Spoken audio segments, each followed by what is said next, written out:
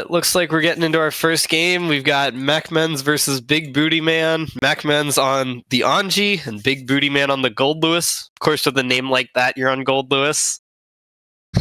It's only right.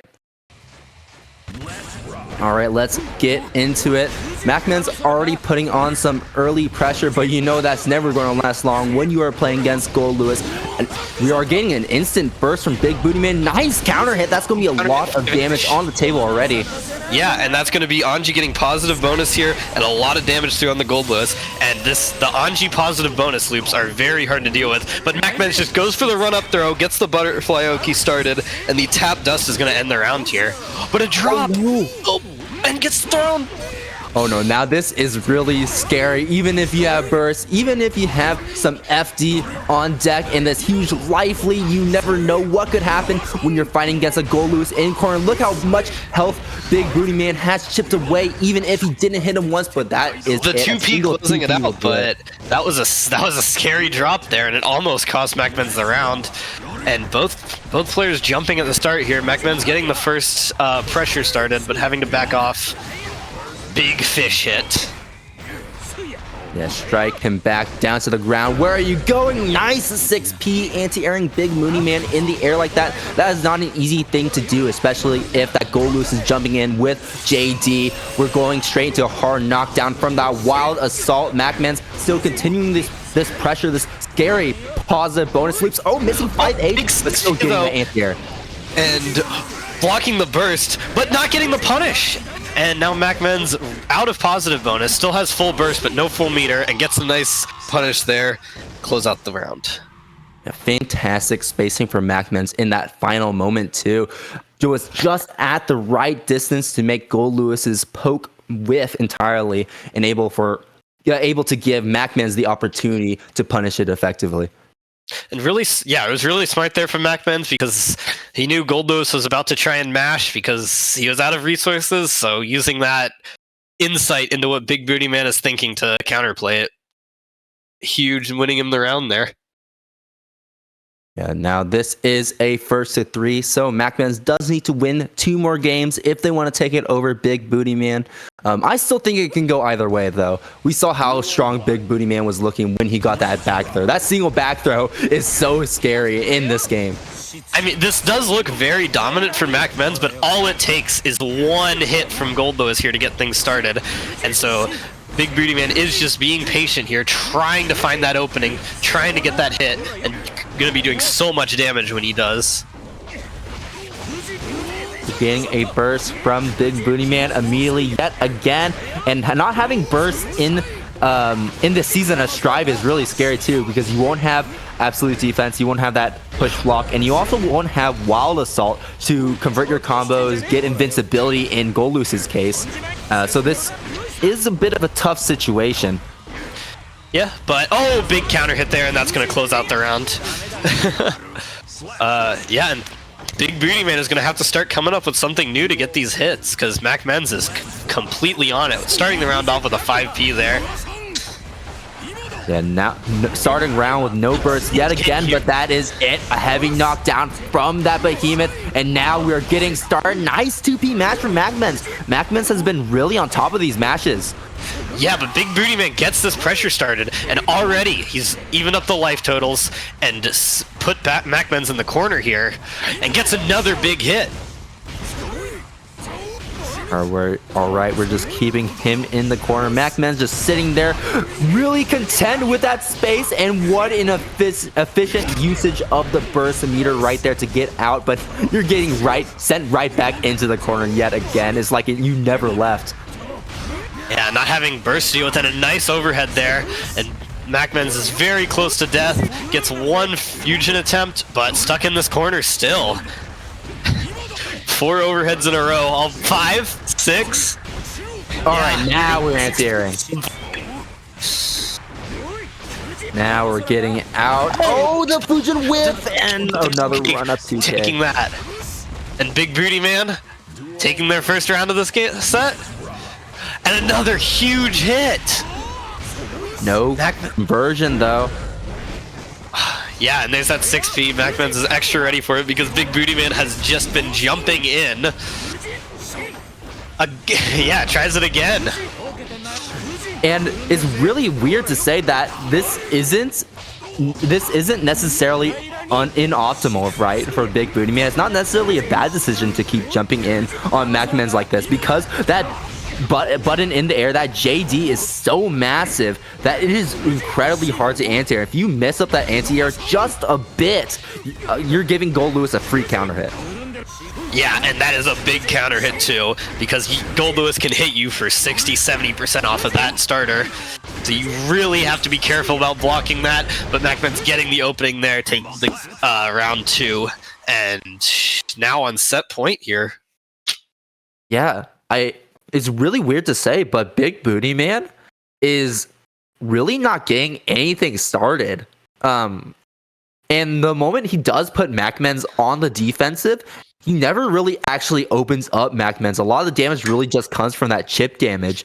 Macmens is just playing so patient and so proactive on defense. Like, those 2Ps are really, really smart and really brave too. You know, it's really scary to be scared of that big counter hit from Gold Lewis, but knowing when to mash, knowing when to break out of pressure is super important, super critical to actually getting out and actually winning the match. Yeah, and you brought up those 2Ps, and Macmens is so smart with it, only doing it when Big Booty Man does the Kara Behemoth Typhoons, because then there's enough time to punish, and a nice fish use there. That move is so good.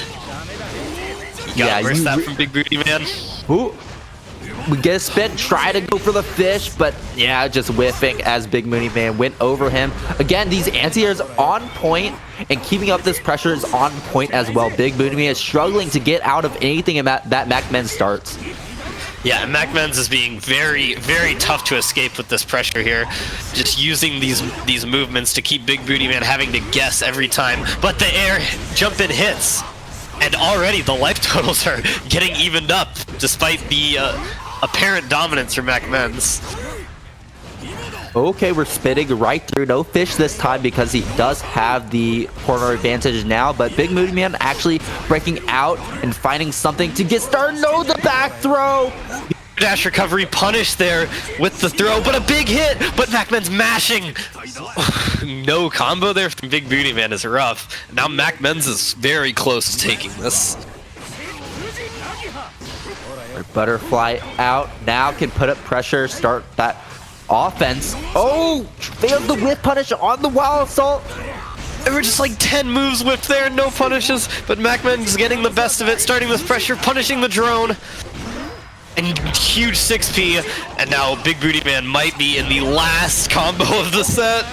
I don't think so. I think he's got one more in him. Yeah, not using super though, not using wild assault either. Probably just wanting to go into the next area reset with full meter. Has positive bonus too, and that is throw into the OTG, closing it out. Macmen's 3-0ing Big Booty Man for our first set. Yeah, definitely. And we're getting in here. Lurie versus Kid Dracula. I don't actually know a ton about this matchup besides both these characters hate it. Yeah, honestly, I'm going to be honest and say me neither. I do not know a lot about this matchup. But Lurie's slipping on their own banana peel here. -2 gold burst, not able to be punished. And Kid Dracula getting a big combo here, choosing not to break the wall, but getting mashed out of. Lurie going for a lot.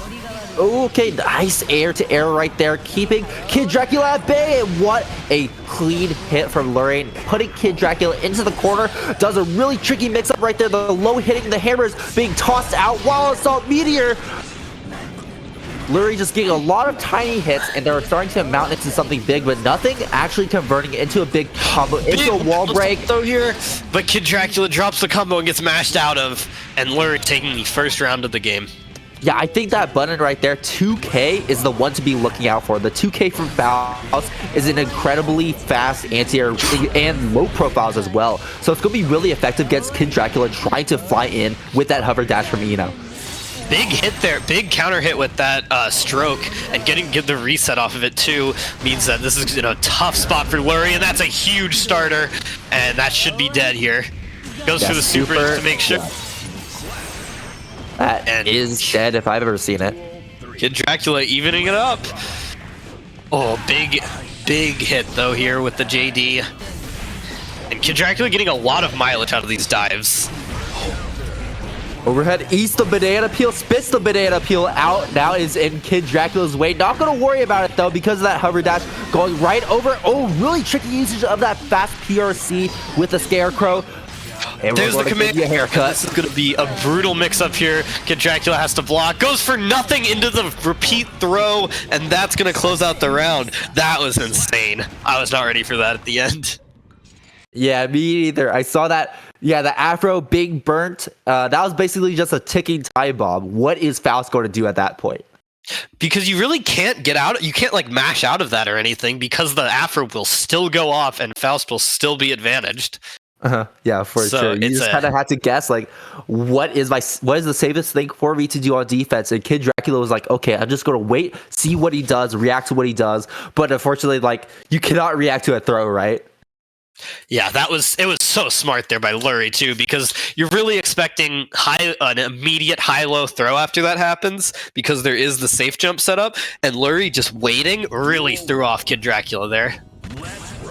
Oh my gosh, an instant power hit 6H. That is not something you ever really see. Look at how much damage. Another counter hit Wild Assault into the command grab. This is a huge start here from Lurie, and Kid Dracula's in a lot of trouble now. Gets caught by the instant overhead and sent through the wall here. Send her flying batter up home run, and now Kid Dracula on their last legs. Look how little life they have left. They do have full burst, but they're not going to use it, and that is it with a perfect 2. Lurie taking the first round of the second game. Oh, but a big hit here from Kid Dracula, and now gets to start the mix, but the deflect shield is gonna repel them, and now stuck in the corner yet again. Doesn't manage to get the trumpet. Still grabbing the trumpet though. Gets the combo off of it, but that's so scaled, just choosing to get a reset and an item toss. But Scarecrow PRC, this is so much damage here. Goes for a reset, because it would not have killed. And the 5P to close it out. Lurie with a very, very dominant second game.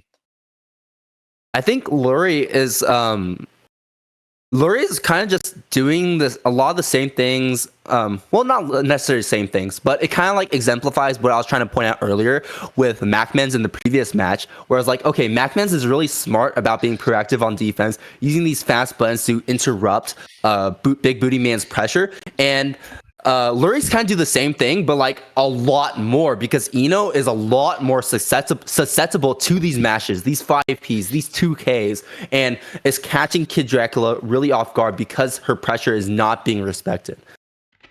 Yeah, Eno's pressure is very interactable, and Faust has some pretty good buttons to deal with a lot of the approaches, but that HCL there is giving Lurie hell in neutral.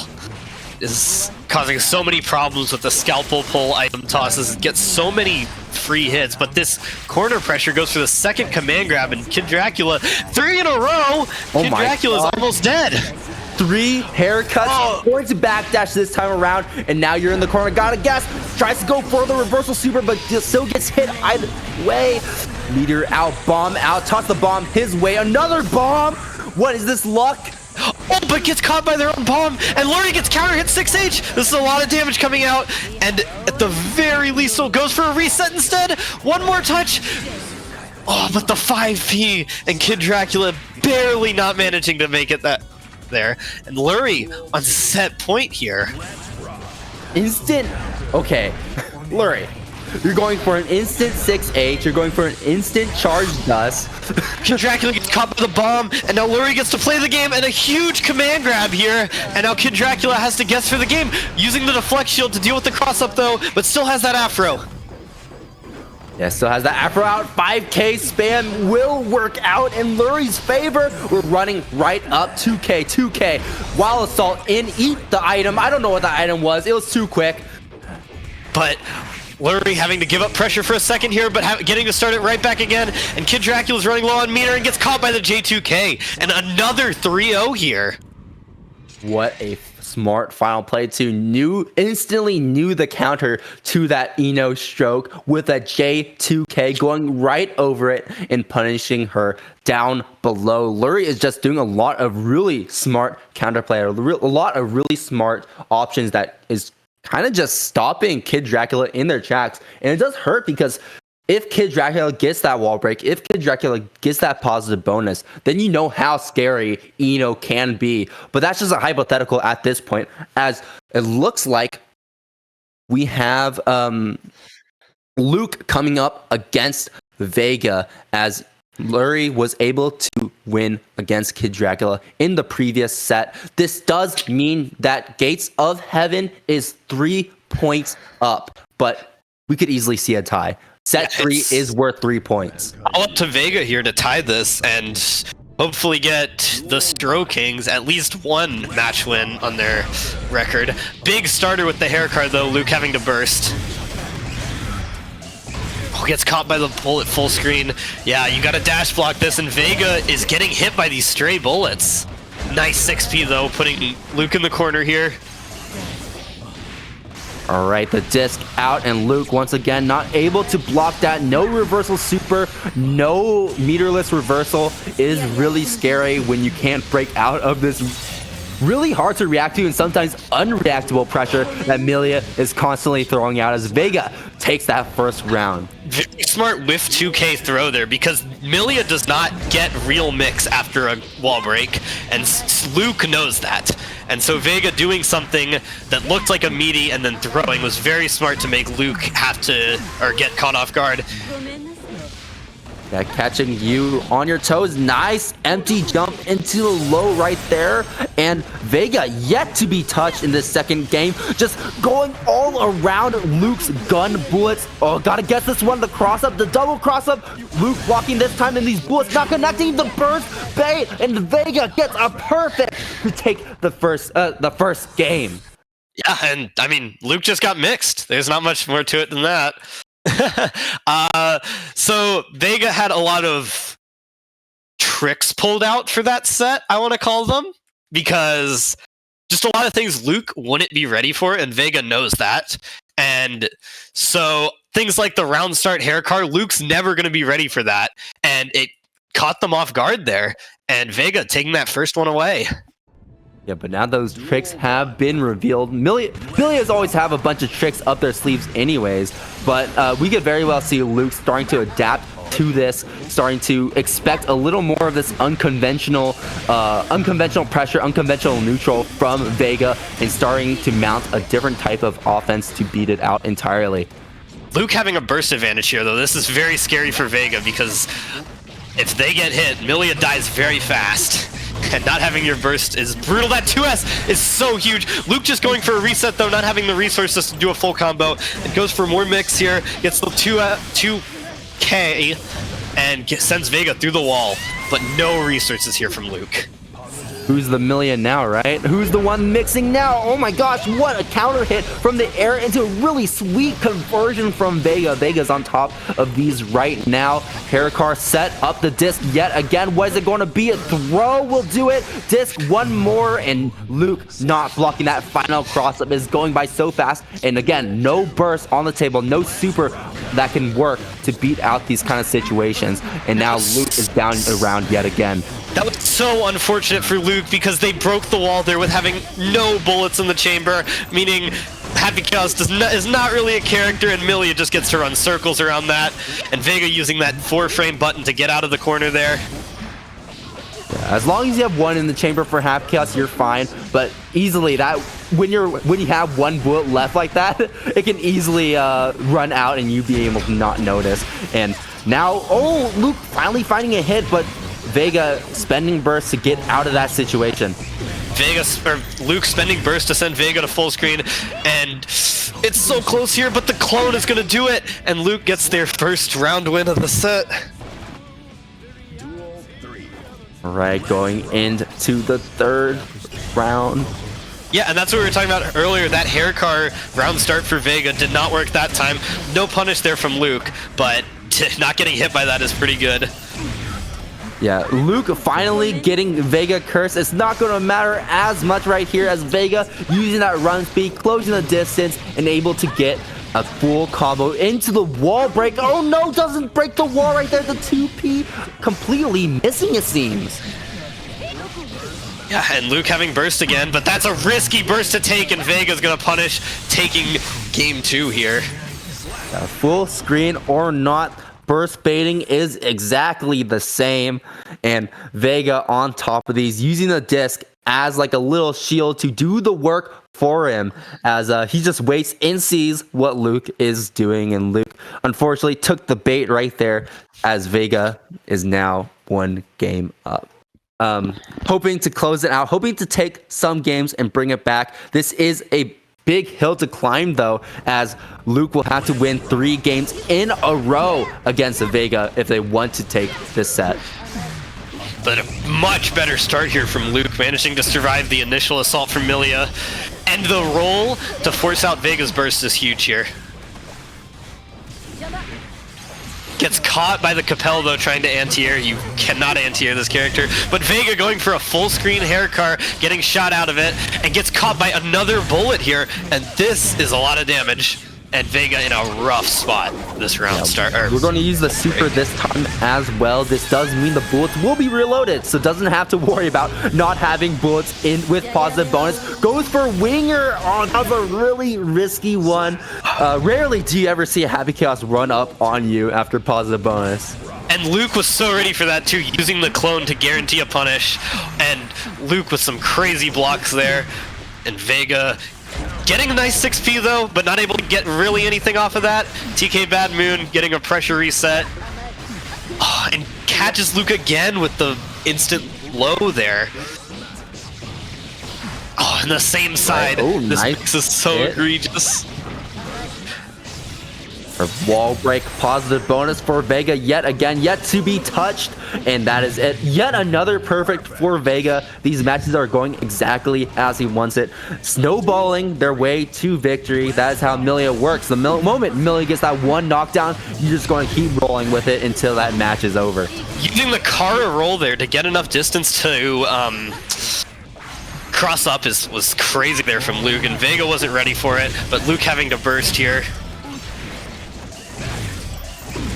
I really like how Vega is using their movement too, super fast and closing that distance really easily against this Happy Chaos zoning. You know that these players have played against this character so much already. Oh, what a counter hit! Huge starter here. Ice swap into the corner, into the wall break. Going to curse them up. Super to recharge the bullets, and that'll be a hard knockdown as well.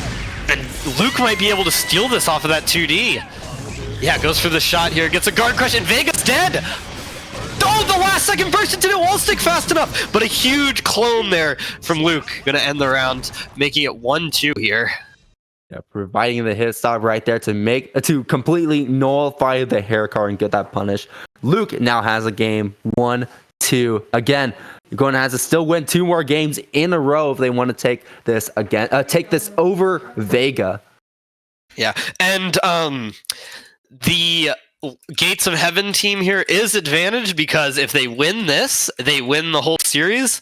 But if Vega wins, they still get another chance with this sudden death first to 3. And we'll explain it if we get to that point. But right now, we're going to have to decide if we're going to get to that point even in the first place. Luke, nice start to this round. Big 2S there hit, yeah, and a nice throw, and Vega's very low, gets thrown again into the combo, using the wild assault to break the wall, and Vega's in a tough spot here. Luke has enough bullets to run something, but gets 2K'd, and now Vega gets to start. Max range throw there. And yeah, Luke bursting, but this is a rough spot for Vega again now, because Happy Chaos post-burst situation is the best in the game, and gets caught trying to far slash. And Luke with a very strong performance yet again. Luke going into the next round without a burst, but you know, I think if you're Luke, you're feeling pretty comfortable about that. Happy Chaos doesn't need wild assault to break the wall from long distances, and doesn't really need it for their damage either. So I think they're feeling pretty comfortable about their situation, especially with how low the health Vega has at the moment. Oh, but the far slash finally working out for Vega here, but a backdash not able to get anything, but the JP into the combo, into the super, and that's going to be Luke evening up the score, 2-2. Oh, okay. it's a Looks like 4. yeah, looks like our information was incorrect. It is not a first to 3. It is a first to 4. Considering this is the anchor set. Considering the fact that the anchor set does grant each team the most points, which is 3 points. That does make sense. So yeah, both players are going to need 2 games if they want to move forward. Duel 1.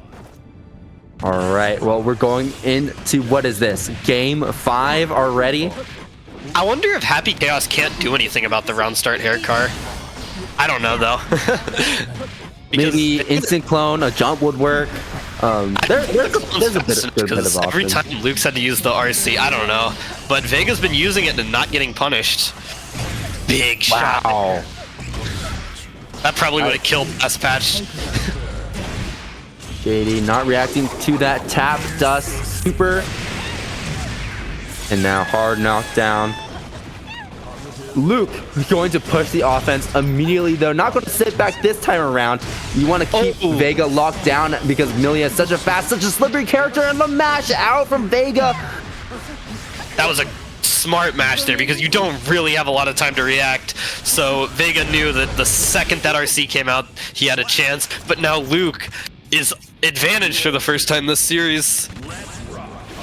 And this is going to look scary for Vega, but a nice throw on the roll here.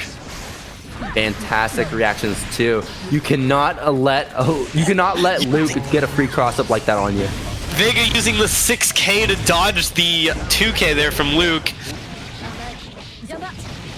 Right. Luke in the corner, turbo fall into the wild assault. Oh, tries the same mix again. Yeah, so everyone playing against Millia, everything she does there is fake. You're still going to get hit by it, but Millia players are going to call you bad for it.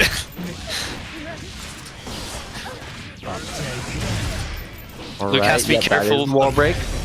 I was going to say Vega's burst, but using the wild assault to steal it away. Oh, and the tap test, is that it? No, getting burst just in time. Again! Does have Boomir spending it to RC.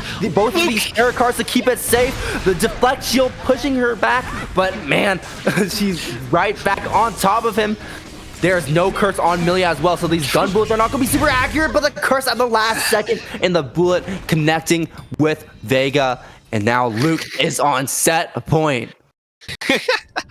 You know, they really should. I think that's a good idea. Yeah, I think that one it ruined. I think that one it shoots out pin, so you have to go pick up pin like normal. Oh, nice cross up there, and Luke already at half health. Don't let anyone tell you Villia does no damage. Oh, huge 6P. And Vega stuck in this block string, but using the winger to get out. Wow, it's going to punch the 2P too. Okay, that 6H completely hitting Luke. That is not an overhead, by the way. That is just a miss. So Luke was just caught not blocking at that moment. And now Vega is up around. No burst, though. This is going to hurt Vega a little bit more than what hurt Luke. But nice throw right there to get the disc active. The second overhead will connect. The cross-up is going to work. No full combo, though. Okay, bad move connecting as well. Trying to bait out a burst, but Luke not biting. Luke biting now. Now that they know that it is safe to burst. And Vega has curse applied. Tries to concentrate right there. And Vega taking that opportunity. And gets caught trying to escape the corner, but not ready for the cross-up. And Vega taking the game here, evening up again, 3-3. Wow, this is so much more even than what I was expecting. Do keep in mind, like, Vega has been basically the Stro King's a staple anchor. And Vega has yet to lose one of these anchor matches. Who knows? This could be the first. Maybe Luke is going to beat him, or Vega can keep that streak. If there's someone to take it, it's going to be Luke. And so, yeah, this is it. This is the last set game, I think I've been calling it. I need to be more consistent. Yeah, so much terminology flying around. It's all right. We get what you mean. Oh, nice kind of hit. Working into a full combo into a wall break, getting the meter spend there. And Luke has to guess here. Oh, tries to go for that TK turbo fall, and Luke recognizing it, matching out with that 2P, and that is a full combo. A good amount of damage too. Respectable for what that starter was. Yeah, Vega choosing to YRC there. It's a pretty good call. Gets jailed by that close slash though, and gets crossed up into a throw, and this is such an even life total. But Luke jumps the throw and forces Vega to burst here. Yeah, instant burst, you gotta be scared. Curse 2, the clone is out. Clone disappearing though, it's not gonna matter as Luke is pushing the offensive, running straight in. Oh, tries to go for it. The whole neck and tip, but that is missing. And there's that far slash connecting. Oh, and Luke losing another round because they ran out of bullets. It's so unfortunate. Yeah, that bullet management can get out of hand if we're not paying attention to it, especially in these scrambly type of situations against Millie, against such a fast character, not letting you recover your bullets like you normally could against most. Yeah, and Luke down to 50% off of one combo. But this is still anyone's game. Oh, the 6P is evaded, and Luke now in a very, very tough spot. But nice blocks on everything. Gets caught by the low. Luke having burst again, can't waste it. Vega really baiting that burst. Yeah, Luke managing to get it off safely. And Vega with the 2P to close it out. We're going to sudden death. All right, we are at that point. Sudden death. So to explain how sudden death works, basically the winner of this final game, this final game will be staying on. And the other team, in this case being Gates of Heaven, Luke's team, can counterpick any person into Vega to play a first to 3 single elimination. And whoever wins this series. Who do you think they're going to pick? I'm not sure. I'm not sure. I really want to say they're going to pick Luke again. Yeah, just because how strong of a player Luke is. Normally, Luke is their anchor as well. They usually have like the most faith put into Luke. But who knows? Maybe they could pull a quick one. Pull out a Memo cart. Memo cart we've barely seen on stream. A Memo cart has played though.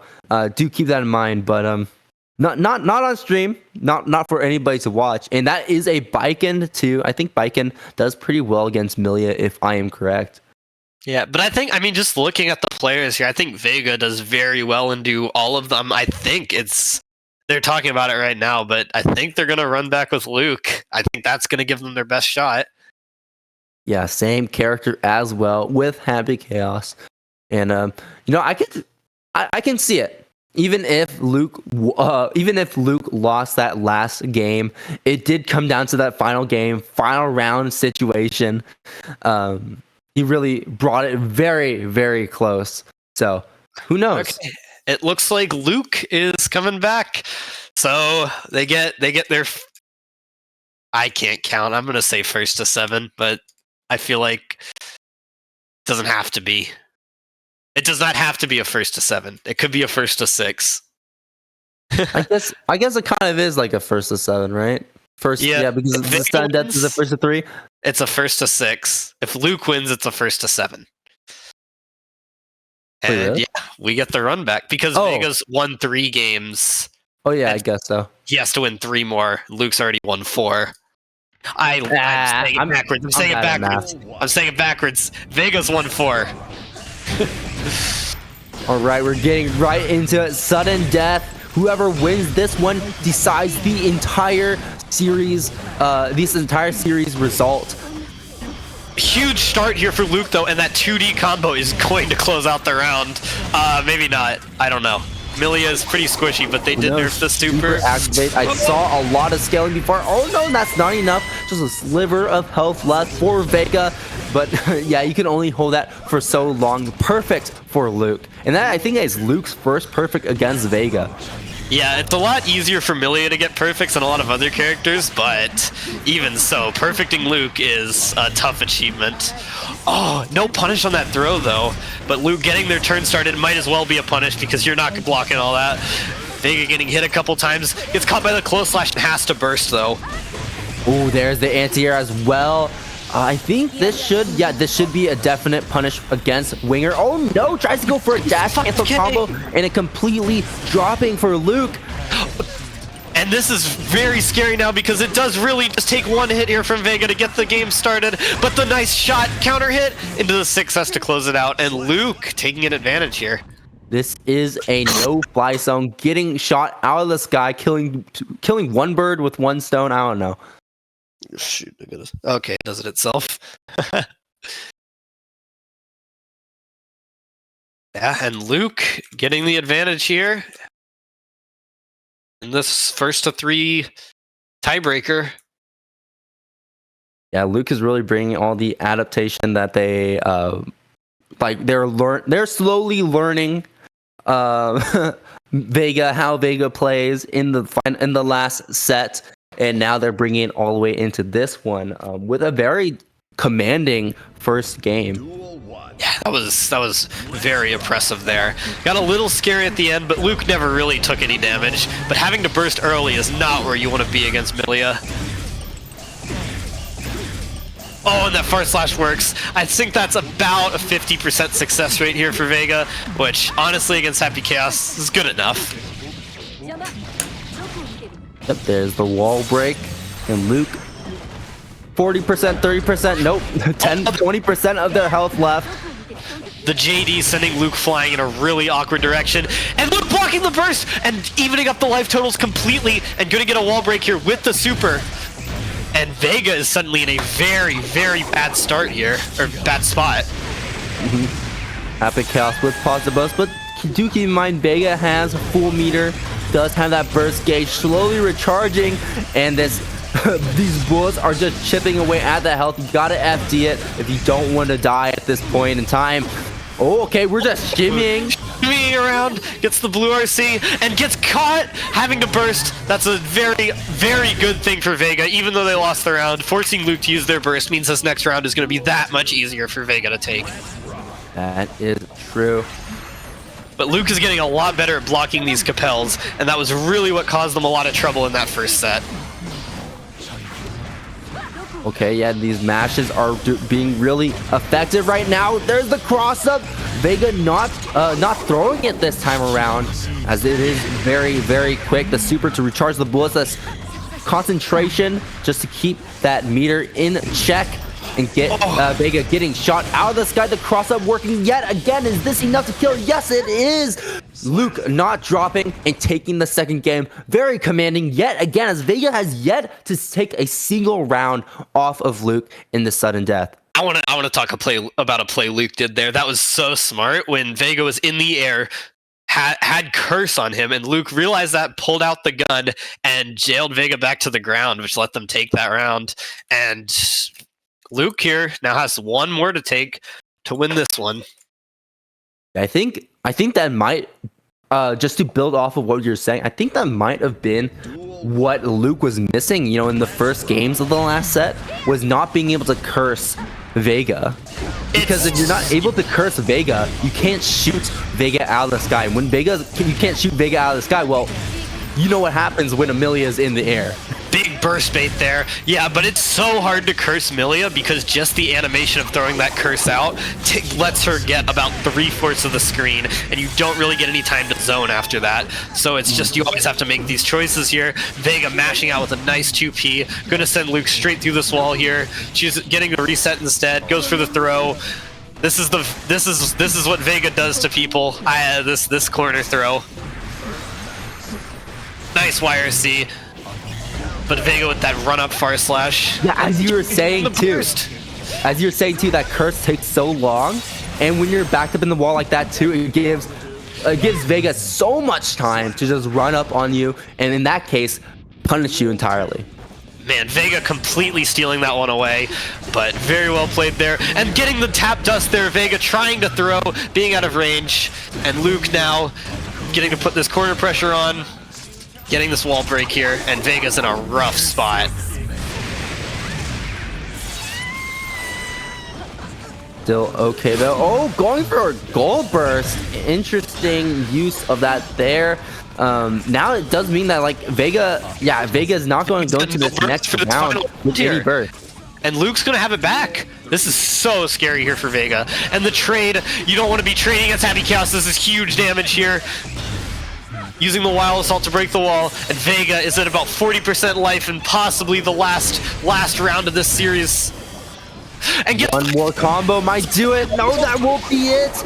But it is going to recharge those bullets, give Luke the opportunity to zone out. Vega, no, Luke is not intent on doing that, running straight in and finishing the job. And Luke 3-0ing Vega in that sudden death series, so I guess they were the right pick. Yeah, seems like it. I do like that they stuck with Luke because Luke was the one playing Vega the entire time. And now that Luke finally got that download ready, their internet was maybe a bit too slow, but they finally got that download completed and just won all those games straight against Vega, winning them that first series. We're going into the second series. This does mean that Stro Kings had to have a starting lineup blindly picked, and now the Gates of Heaven can counter pick into them. And now we have Luke versus Big Booty Man. Big Booty Man on the blind pick, and Luke being the counter pick for Gates of Heaven. Yeah, and this is really rough because you want to be winning the games or the set series where you get to counter pick, and Gates of Heaven has a pretty big advantage here, as you can already see by Luke shredding through Big Booty Man here. Yeah, what a counter pick to the back. Lewis. Curse him just to make sure, and now kick him while he's down. The run up, roll under, perfect for Luke. Yeah, and Luke has been on a roll. After losing that first to 4 to Vega, they decided they don't want to lose anymore, and they are making Big Booty Man struggle against them. Nice throw. Oh wow, we're just converting all the way to the corner, and now you have no bullets though. This happened against Vega, but a huge air throw. Luke's gonna get a bullet back, but that's all they need. Yeah, you only need one in the chamber, and that is enough to do it. Luke taking that round against Big Booty Man. It did look like Big Booty Man had a bit of an opportunity right there, but you know, I think Luke was maybe watching Big Booty Man like that in the last series. The fact that Big Booty Man, when they like to start approaching you, he likes to just jump in JD because, I mean, it is such an effective move. But Luke was on top of that, jumped up, air through him, and was able to take the round because of it.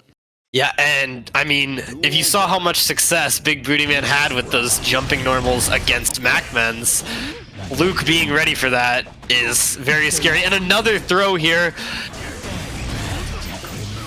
Yeah, Big Booty Man having to burst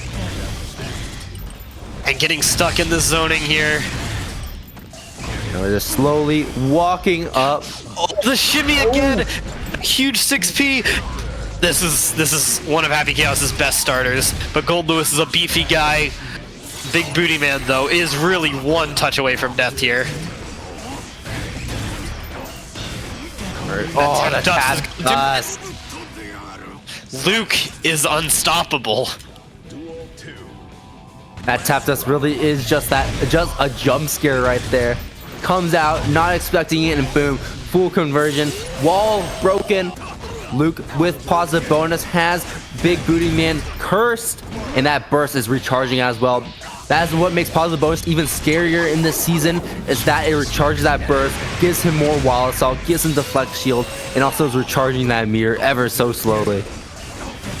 Yeah, and now with all of these resources, it's borderline impossible for Big Booty Man to get anything. But throwing the far slash is a good way to start. Getting another throw here. This is Luke in a lot of trouble now because you have to spend this meter to FD or get out somehow. And Big Booty Man bursting to keep the corner. Full meter here. Luke getting thrown again. These throws just keep going. Thunderbird breaking the wall for him. That might not have been the best way for Big Booty Man to end that interaction right there. This won't be enough to kill. But the hard knockdown here is going to cause a lot of trouble for Big Booty Man because Luke can just zone here, and it's so hard for Gold Lewis to get anything done through this, especially with the positive bonus. Luke going for the run-up, but Big Booty Man really can't do anything. This is kind of a checkmate scenario, unless Big Booty Man's resources last longer than Luke's. Yeah, hands up, put your hands in the air. Big Booty Man pulling out his own gun, tries to pull out yet again to catch him off guard, but Luke's gun is just that much faster. And it's so rough for Gold Lewis there because there's not really anything you can do when Happy Chaos just hyper commits that many resources when you're that low on health. Yeah, Luke knew it, just pushing him into that checkmate situation and forcing him to block and stay on the defensive that entire time, giving them opportunity for him to just, just sit there, hold out that gun. What are you going to do? What are you going to do about me? You can't do anything about me. Exactly. It's always so lame when you're against the Happy Chaos and they aren't even shooting you. They're just waiting for you to use your meter. Oh, big punish there. I think Big Booty Man messed up an input and getting that 2H, and Luke gonna get this started. Dust catching Big Booty Man yet again. You gotta be on top, proactive on defense, but that mental stack is just insane with this character. Super wall break yet again. Yeah, so many wall breaks going back and forth. Positive bonus going back and forth, and Luke is just drowning in his own resources at this point. Yeah, it's so impossible for Gold Lewis to get anything done at this point. Oh, even trading with the minigun and go. Yeah, I mean, there's nothing you can do against Happy Chaos when you're at 1 health. Yeah, it's so tough, especially when, Skyfish is supposed to be an anti-zoning tool. Thunderbird is supposed to be an anti-zoning tool, but they're so slow against Happy Chaos that it feels like they just do not work like they're supposed to. Luke getting this wall break here, and Big Booty Man is in a very rough spot here. Luke looking to take the whole thing, but gets thrown out of the Wild Assault. Now stuck in this corner, gets caught backdashing. Another throw. Does feel a bit desperate though, because oh, is that it? No, it's not. Okay. I know that's going to do a lot, but is it enough? No, it is not. Not getting a whiff punish there, but still forcing Big Booty Man to burst. Even if you lose this round as Luke, you're happy with that. Gets 2P'd, but Big Booty Man has no burst. Luke is in a very, very commanding spot to win this round. Alright, Big Booty Man knows that though. Low on resources, just slowly trying to approach Luke. Luke just going to do relieve that work for him, running straight in. And a lot of damage on the table already. This is set point for Luke. And Big Booty Man is not ready for these rolls, but they're about to get their burst back, able to use it, get one more shot, using, that is, Burn It Down, I think it's called. Yeah, that is what it is. And Luke getting the resources back, having only one bullet though, gets caught sky fishing, and Luke managing to get all the resources back now, and this is still another horrible spot to be in, and Luke with a strong 3-0 here. Man, these 5Ds, these tap dust are doing so much work for Luke right now. See how well they do against Vega, see how well they do against Amelia. Yep, and just a little update, 9 Moons is advancing to finals after a close sudden death match. They won their series 2-0. Yeah, beating out Kwaku's Goonsesh. Gonna have to say goodbye to them. They had a lot of strong players on that team. All 4 of these teams have a lot of strong players on them. So it's really unfortunate to see some of them have to go, but it is what it is as we're trying to decide which team is the best, which team is moving on to finals. Oh, and Kid Dracula getting their mix started here. Lurie does have an Afro Eaten, but that's not the best item to have in there. And Kid Dracula getting the hard knockdown here, having full meter, having another burst bar to Wild Assault, but a nice 2K there. Another bomb in a row. Trumpet coming out though. Gotta relieve that luckiness just a bit though. And Kid Dracula getting that afro on them, but it gets taken off by the Mini Faust. And using the Scarecrow PRC, put them in the corner. Lurie is in a really good spot, steals away, tries to go for a gold burst. You can't punish it, it's -2, and Mini Faust is out on the screen. And the J2K into the love, and Lurie is even up the life totals pretty cleanly. And the 2K, it's one more touch. Mini Faust jailing Kid Dracula here, and another 2K. Lurie bringing it back from the brink to take that first round. Dude, Lurie, I need you to sit down and do your prayers after this. There is no way that item luck was like the perfect item luck that you could have asked for in that clutch situation. Oh, Kid Dracula not getting the meaty though, getting thrown, stuck in this corner here. This is a really sticky situation to be in. Both characters slowed down so drastically by the Blue RC, and the 2S counter hitting, but a nice backdash. And Kid Dracula taking the burst from Lurie here, and the round. Lurie, a bit of a hero burst right there. Now we'll not have burst going to the next round, but you know, burst does recharge just a bit faster, so maybe Lurie doesn't care about it as much. Gets the command grab, gets another command throw.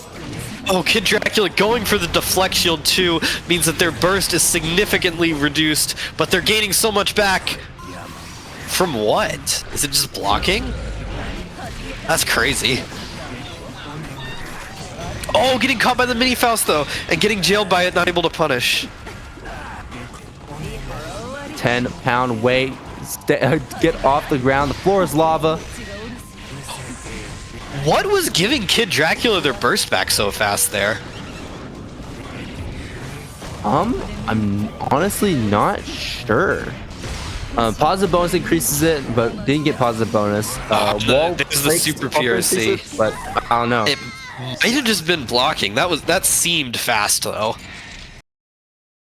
Yeah, well, burst does recharge pretty fast in this season, so maybe it is just that we probably still haven't gotten used to it. I mean, after what, 3 years of playing the same game, now that burst has finally been changed, we're just taking notice of it. Who knows? Yeah, I mean, yeah, they did make burst come back very fast, so it might have just been that, but that seemed extra fast, so I am not 100% sure. But getting back into this, Lurie up a game here. Lurie up a game. I don't know how Lurie is up a game. I'm just, well, I know how, but the luck involved is absolutely insane. It's bonkers even. Okay, to be fair, Faust is pretty likely to pull good items. It's not like you're throwing chocolate bars to your opponents this game. True, but the fact that there was like no trumpets, there's like no bananas, no donuts. There's the trumpet getting eaten. Oh, Kid Dracula getting caught here, getting hit for a little bit, but more importantly, getting pushed all the way back, and the 2S counter hit. Mini Faust is going to mess up the proration on that combo, and Kid Dracula gets to escape and fight one more time. All right, first breaking out right there. Hammer out, and the hammer's going to hit! Oh my god, it did so much damage too. Yeah, you cannot ignore those hammers flying across the screen. We're in a cartoon right now, not a fighting game. Oh, gold burst here from Kid Dracula. Huge stuff, meaning they get their burst back so fast and they get their meter back even faster. And they got positive bonus as well, so they get this knockdown, which they will. Then that pressure can be really scary, but no, Lurie breaking it out right there and getting a nice trade, actually really favorable for them. But shield being punished. And Kid Dracula is looking like they're going to take this one. Has to go for one more. But that super's awful. Oh my gosh. I love how we both thought the same thing. I saw that happen. I was like, there is no way that got punished for it. You're paying attention for that one. Oh my god, that super's bad. But a nice punish on that dust there. And Kid Dracula in the corner. Two Double afros. afro. Both of afros. There's gonna be more guard crush coming out. Got a matching hairdo. The burst is baited. Oh, wow. Cross up. What? That was didn't cross up. extremely. Oh no, yeah, you're right. That was extremely ambiguous too because. No, it wasn't. That was. I don't believe in this. No, because Lurie did the cross up version, but went forward, right? Yeah, I've seen Lurie do it a few times already, but that was like the first time I think it actually worked out. Yeah, that was so weird. And there's that multi-hitting 2K in the clash. Lurie going up to 2-0 here. One more there. One more game for Lurie. Lurie is looking to take another 3-0, it might seem, which is a bit unfortunate. Kid Dracula, yet again, really struggling with this match, really struggling with this player in particular. Very aggressive is the way I would say it. It's very proactive, defense, offense. 5-piece 2K just throwing out these buttons willy-nilly, and it is just working out because they're just pressing it at the right times, at the right moments. Lurie's always ready to mash on Kid Dracula, and it makes it so scary as the Eno player to have to go in there knowing your opponent is just mashing buttons against you, and you're going to get hit by some of them whether you want to or not, because that's just the nature of your character. Yeah, that is for sure. Tries to hover dash in. Oh no, he gets slapped out of the air. And then, of course, the one time you go for the punish on their mash, you don't get it. Oh, but nice use of these strokes here. Oh yeah, the hammer falling back down. Yeah, you gotta burst that as Kid Dracula. It's gonna be so much damage, but a huge 5K! That's gonna be so much damage. That is one of Faust's best starters. Wow, I cannot believe that Lurie was on top of that conversion on there as well. The fact that they knew that they could do another 5K in the middle and then just finish the combo like that was really, really well played. Lurie on set point already. Yeah, landing an anti-air 5K is like crack to Faust players, so they're gonna know all these conversions. They're gonna know all the optimals off of that. I mean, I understand fully. I see it happen. I'm like, this is hella cool. 2 in a row. Oh, there's that trumpet. And Kid Dracula able to pick it up and get the combo continued. But Lurie's mashing on Wake Up again. Oh my gosh, goes for the 3 bombs? That's so many weights, so many bombs. Oh, and man, that's how it ended. Oh, that's so unfortunate. When you thought the bombs were over, there were 3 bombs on the screen. 2 bombs blew up. Kid Dracula thought they were in the safe zone, but they were not getting blown up for their troubles as Lurie moves on, taking this game for the team, for Gates of Heaven, 3-0, making their score 3 points.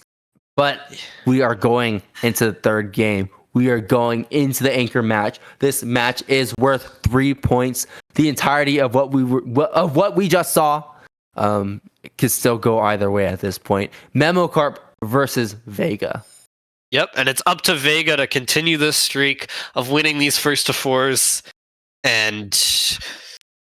But Memo Carp is someone we haven't seen in this series yet, so they could take it here, and if they take it, it closes it out. Gates of Heaven will beat Strokings. Mm-hmm. And Memo Carp is on this team for a reason. So, if they're anything like the level of play we've been seeing so far, I think Gates of Heaven's still feeling pretty comfortable about this. Where did Vega go? He left. He was the first one in here, and he left. Man. Yeah, it was so smooth, and then he's gone. Get him back in. Where'd he go? These million players I don't doing their free time. I don't blame you. You got to fight against the Viking.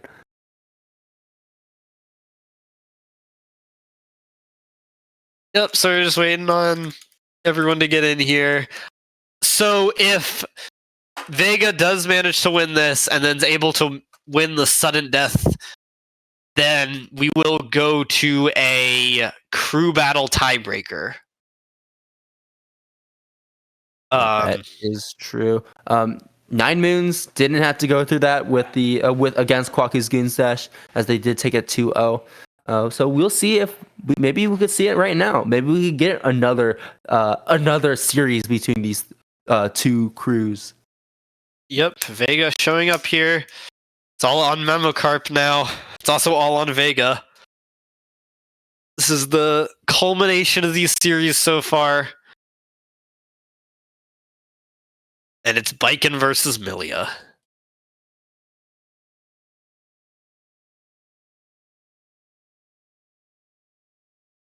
Right, we are locked in. Gates of Heaven, Memocarp versus Vega, the Stro Kings. This could be the last one. This could be the start of another series. We will wait and see. Oh, and they both are rocking the yellow. It goes so hard. Early burst here from Memocarp. Yeah, early burst. Yozansen hitting across of the back scratcher is what I like to call it. These Yosensa and almost getting a real pickup off that, but a nice air-to-air. Vega trying to 6-feet that, but it's the follow-up. And now you are, with the commanding game one here. You are in 50-50 frame trap hell when Biken gets that hard knockdown into their pressure. One thing about this matchup that I think needs to be pointed out too is that maybe Memocarp is not going to have to worry about Vega flying all around all the place all the time. They have a parry, right? They can shut down pressure like that. They have this tether too to keep Vega locked down, and they also have buttons like JD, JS that can knock Vega out of the air really easily and control that airspace, control the screen a lot better.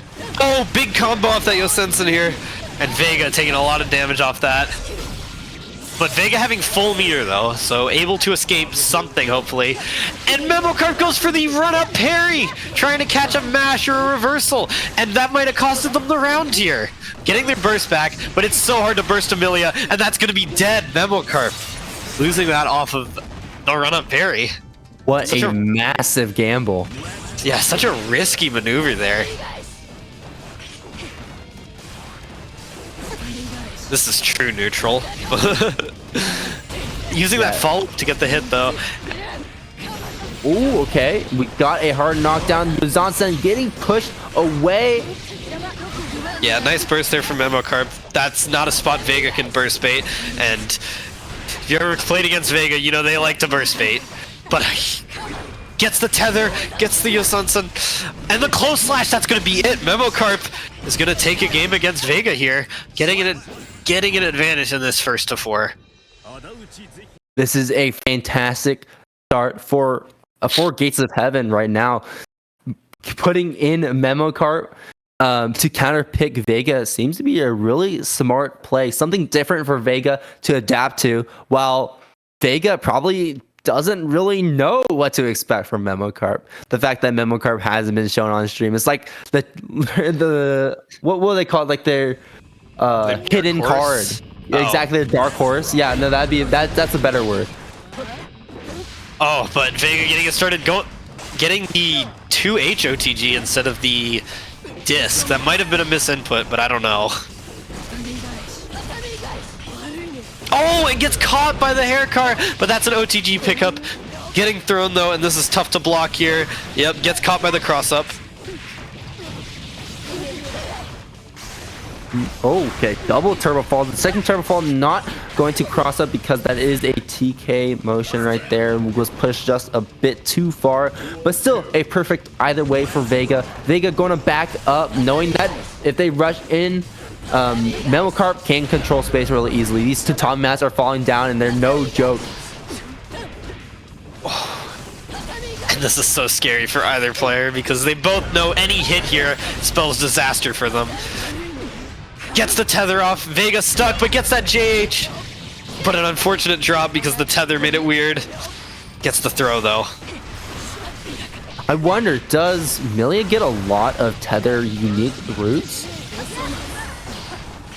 Because I don't think Milia really capitalizes off of the tethers as much as other characters, it seems. Yeah, Milia's trying to get a fly around you, and that tether makes it more difficult. Okay, double cross him and it's getting blocked. Gets caught mashing against the hair car though, and that's Vega evening it up 1-1, turning it into a normal set here.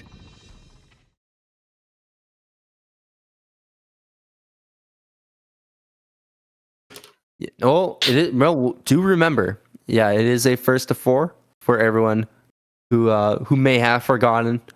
One more game, or well, potentially 2 more games, to give the players a little more time to adapt, a little more time to figure out their game plans and really show off other parts of their game plans, those layer 1s, layer 2, layer 3, layer 4 kind of stuff, with these longer sets, and having more weight on the on this final match makes those extra games that much more important.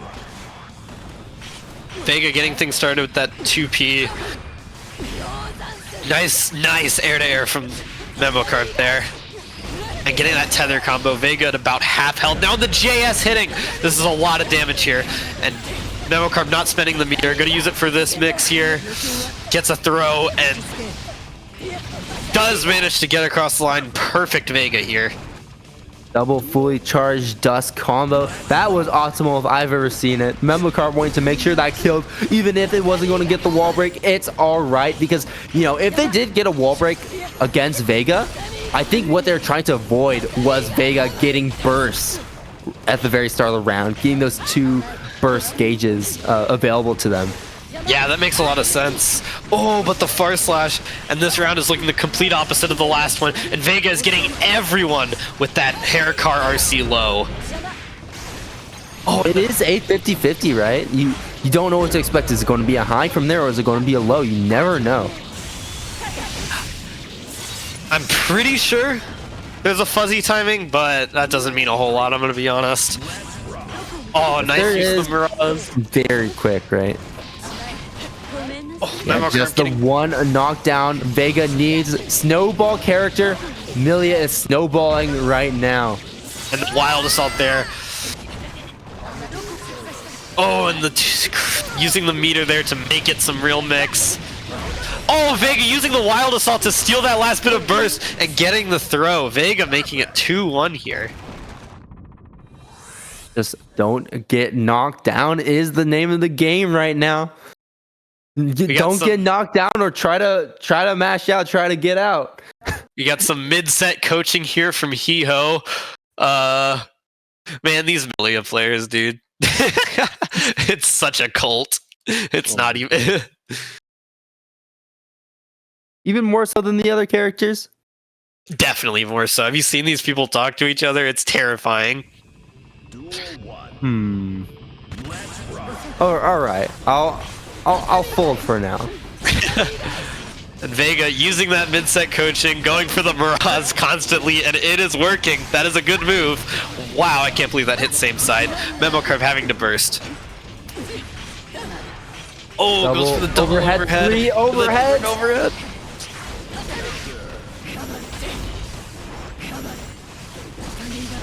Bares, Tommy Gaishi's, JS's, but you can only keep out Vega for so long, and the air approach will end up working out. Memo Carp here at a... Oh, what? gets counter hit after the RC. Might have been trying to 6P or parry and just not been in time. Oh, nice close slash here. Huge. Look at that damage right there. Look at that red life. All your life is gone. And Milia players will still say this character does no damage. Oh, big trade here though. Memo Carp getting the worst end of it. That 6P hit from a mile away, but Vega's gonna take advantage of it. One more mix here. Memo Carp going for the air throw. No punish from Vega though.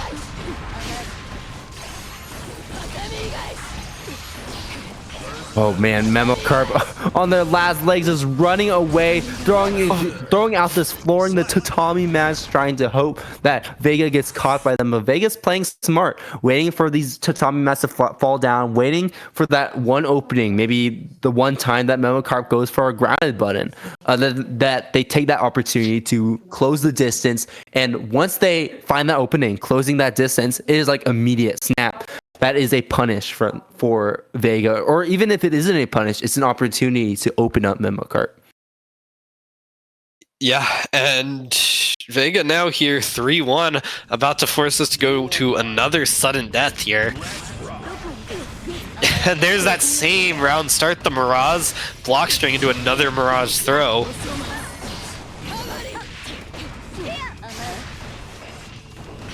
And already Memo Carp is at about 50% here. Yeah, see, like what I was saying, the moment that Memo Carp goes for that grounded approach, saw him trying to run in right there. Yeah, Vega air approach this time, and then just catching him, putting him into a combo, putting him into the blender, tries to go for a throw, getting counter hit. Big counter hit too, there's a lot of damage, getting a nice reset here, but it's one mash here from Vega, and he knows it, goes for the button press, doesn't work out, and gonna get hard knocked down here. Oh, he gets caught! It's dead? I think that's dead. Wait, does that connect? Okay, it does connect. That's it. Vega losing that by 1 health there. That was crazy there for Memo Carp, a great comeback. Oh yeah, Vega bursting early here. Doesn't want to lose that momentum. Okay, that's a big counter hit from that Tommy mat. Gets a reset here for Memo Carp. Not quite close enough to the wall break, but able to get a meaty off of it, so it's good. Anyway, Vega getting that double cross up again. And evening up the life totals completely. All these cross-ups are really giving Memo Carp a lot of trouble. Nice jump out right there. Vega has 5 meter though. Yeah. Oh, drops it! Oh, it gets thrown out of the parry, but that was risky there from Vega. Yeah, very risky. Yeah, Memo Carp using the parry as that last resort, hoping to get out. Not ended up working out, as now Vega is looking pretty comfortable right now. I want to say never mind. Oh, this is tough. And Memo Carp breaking the wall here. Vega very low, does have burst, but it's going to be tricky to have to use it. Nice jump there, not having to block a high-low. And the JS! Vega not going to burst yet, bursting at the last second again. And the JS after the hair car. Memo Carp bringing it back here. It's 2-3. Vega still only has to take 1, but Memo Carp now only has to take 2. I like how Memo Carp is starting to counter some of these options going into these later games. You know, stuff like that. The JS on the hair cars. We kind of saw something similar. You know how Lurie was using J2K versus Stroke. Kind of like the same story, same thing, same story. Using that downward button, that big button, to catch those forward advancing lows. Vega, why are you typing in Twitch chat loading into your game? What is this? But it's obviously working. Vega getting a very, very strong start here. Memo Carp at about 20%, not blocking the hair car. That should be enough here. No, not quite. Without meter, without super, there's not really anything they could do to kill right at that moment. It was close though. Oh wow, the anti-air of the close slash went the wrong way. Missing. Oh, but the JH and Vega now here on set point with full burst. This is scary for Memo Carp.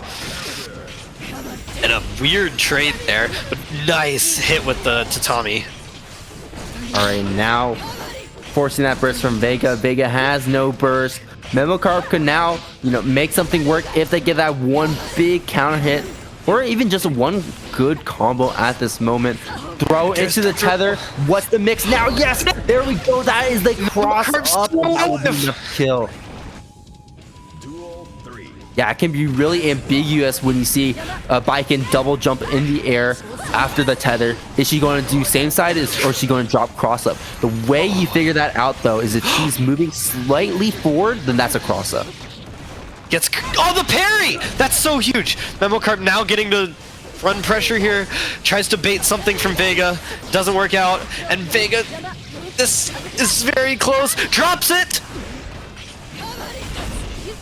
Oh, Memo Carp breaking out, getting some hits. Oh, got the chip.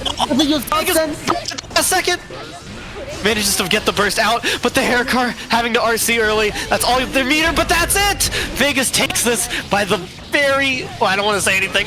Okay, that's it. Vega takes it by the very last possible JH. Unfortunately for Memo Carp, that burst came too little, too late, and now Vega has even up the score. 3-3 between these two teams in Series 2. Vega proving yet again why they are the anchor for this team. Again, keeping up that perfect record, yet to lose a single one of these games. And now we're going into the sudden death. This is going to be interesting to see who they pick. Are they going to keep running Memo Carp? Or are they going to switch back to Luke? Luke had that matchup kind of figured out last time around. 3-0 against very Vega. Well against Vega last time. It's going to be Macmens though. Interesting. Okay. I like where this is going. Yep, give Vega a matchup he's not ready for, I guess, probably. But that's probably a pretty good call here.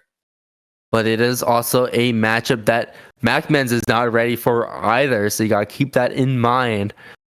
We'll see going into it though. Anji is a character that makes you guess in neutral. One of the only characters that can actually really make you do that consistently, you know, with spin in neutral. And also, Anji, incredible damage. That's one of his big pros. That is a very aggressive gold burst there from Vega, but getting it off means, oh, and getting punished. Vega going for these hair cars very aggressively and getting punished for it a lot of the time. Macmen's not ready for the Mirage though. Gets another throw. And the tap dust is going to close this one out. Macmen's coming out swinging against Vega in this first of 3 sudden death.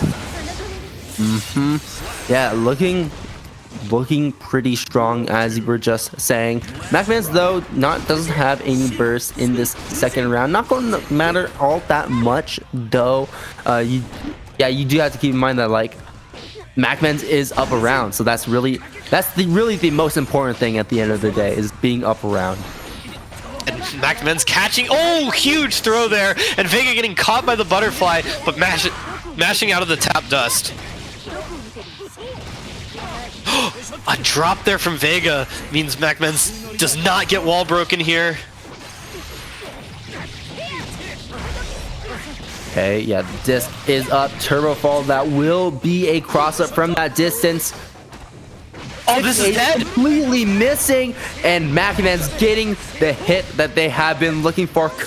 Second hit, breaking the wall and killing. Macmens taking that first game. It is a first of 3, so Macmens just needs to win 2 more games if they want to take it over Vega. Yeah, and getting that first win is so important in this, because this momentum that Vega has from winning that last set is drastically reduced, and Macmens is coming into this next game with so much momentum here. Momentum and single elimination stakes. Name a better duo. Name a better combination. Mankind knew that they could. Duel 1. Let's rock. A bit of shimmying in the neutral. Neither player wanting to overcommit here. Vega getting the punish on the Fusion though. Oh, gets caught by the double overhead there.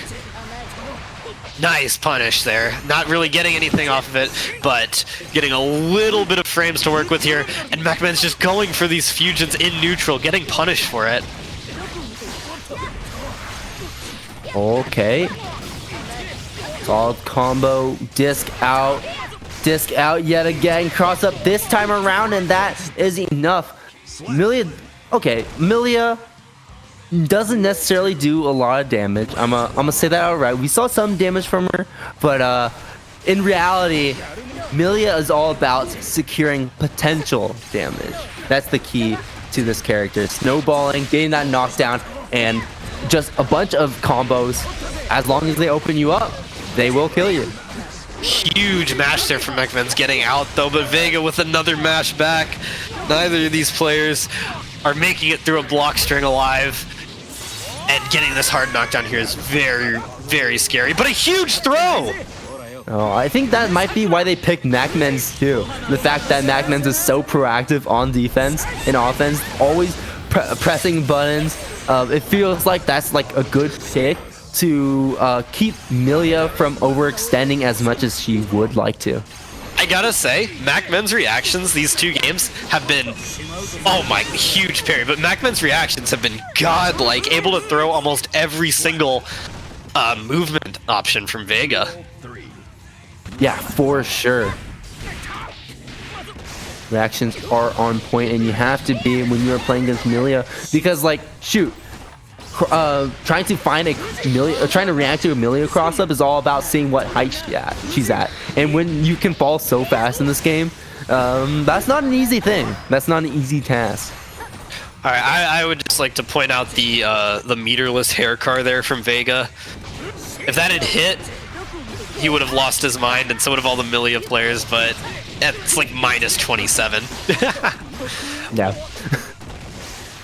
Doesn't look like, oh, okay. Oh, we're mashing out. Butterfly out to cover in front of him. YRC returning to neutral. Burst going to return to neutral as well. Blocking both of these, blocking all of these. YRC the DK bad mood, spinning right through that. Oh no, but yet another cross up. Macmen's blocked everything there. Something happened. Something clicked. Macmens just went ultra instinct right there. Reactions like, just going to the maximum capabilities. And okay, I'm getting blocking informed. everything. Or maybe even if it wasn't reactions, Macmens just peered into the future, had like a crystal ball in front of him. Okay, I'm getting informed the throws aren't reactions. He's just reacting to it, and it's getting a throw. I don't know. Milia players are on stuff. They're not reactions, but he's reacting to something. Okay. I got it. I think I understand. That Anji 2P is so good against Milia too, because it's so safe for Macmens to just throw out. Oh, that fish is so huge there. Yeah, that was something that you had to PRC right there, because if you hit Anji while he's spinning, he basically just gets a free punish. That's just how it is. Oh, there's the fish. Look at that.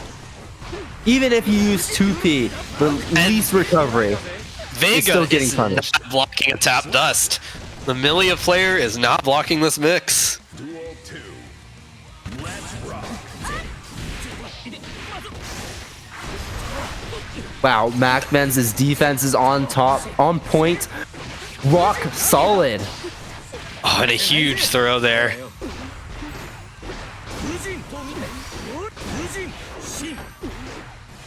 Oh, tries to go for an anti-air, trying to keep Vega from leaving the corner, but Vega finding a way out, throwing Vega on command. A throw that's not a reaction, he just reacted to the move and then threw. And Macmens making this 2-1 with a crazy performance against Vega here. Wow, that went by so fast. Reacting to a third. It's a reaction! That's what reacting... Oh, Vega's mad at me because I'm saying Macmens is reacting to Miraz. But... Vega, focus on the game. Vega, please, focus on the game right now. You're losing. I've never seen someone type as much as this guy. You have everything on the line to worry about. You're your team's last hope. Stop typing in Twitch chat. It's not even Twitch chat. He's DMing me on Discord saying I'm wrong. That's even worse.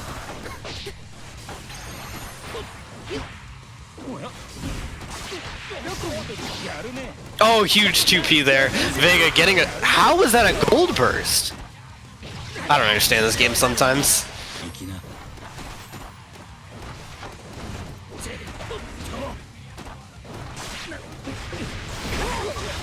Oh. Okay, yeah, there it is. Opening up Macmens right there. Yeah, gets the wild assault here, but this is fake mix. Yeah, Macmens knows that and mashes out of it, but gets caught anyway, because that's what Milia does. Oh, that's so huge. This is such a big damage starter. Gets a second one in there. We're calling it loops. Wild assault wall break. Vega's in a tough spot now. Yeah, taking away a bit of burst too, so if Macmens can close it out quickly enough, they can make sure that Vega doesn't have burst, but no, Vega getting a solid combo right there. Enough to kill 2 combos, reset with that hair disc. And now Vega could very well take this next game and even it up. But Macmens is still playing patient as ever, rock solid on their defense and pushing buttons at the right times. Runs a butterfly. What an interesting option. Okay. Oh, but the JS catching, but no combo afterwards. Spinning right through. Yeah, you're still getting punished right there if you're trying to do something afterwards. Yeah, Macmens is ready for these throws, but gets caught by the hair car. Although now that move is, now that Beyblade hits low, that is just officially worse Beyblade. Vega It doesn't really do the same thing. I think I won like a million points by calling it worse Beyblade though, so I'm gonna stick with it. Macmens stealing this one though, and the burst is baited! Oh my god, Macmens played that so well. Wow. And with that butterfly just covering it, kind of like the hair disc. He's not covering even it for him.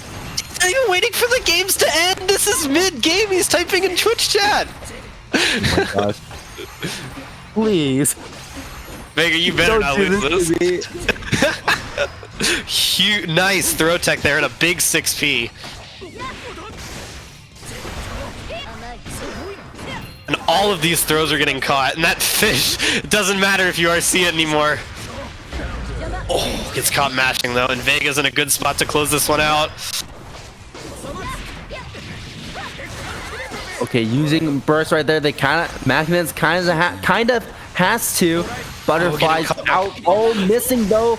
Vega is just approaching from the sky. YRC. Fujin tries to hop in, but the reactions are on point. 2P. A 2P in return. Oh, and the deflect shield. Vega's got one more hit. Oh, this one mixes it. And Macmens gets caught, and Vega makes it 2-2.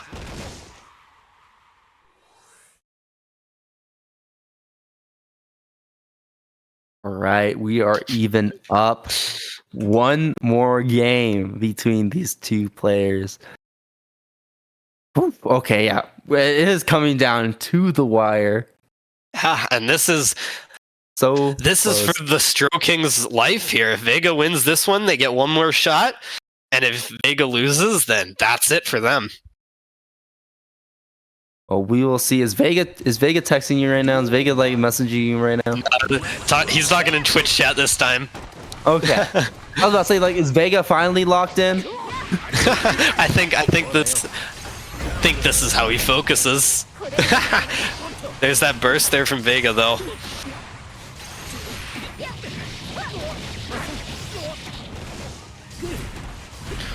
Huge blocks from Macmens, but you're not going to block everything.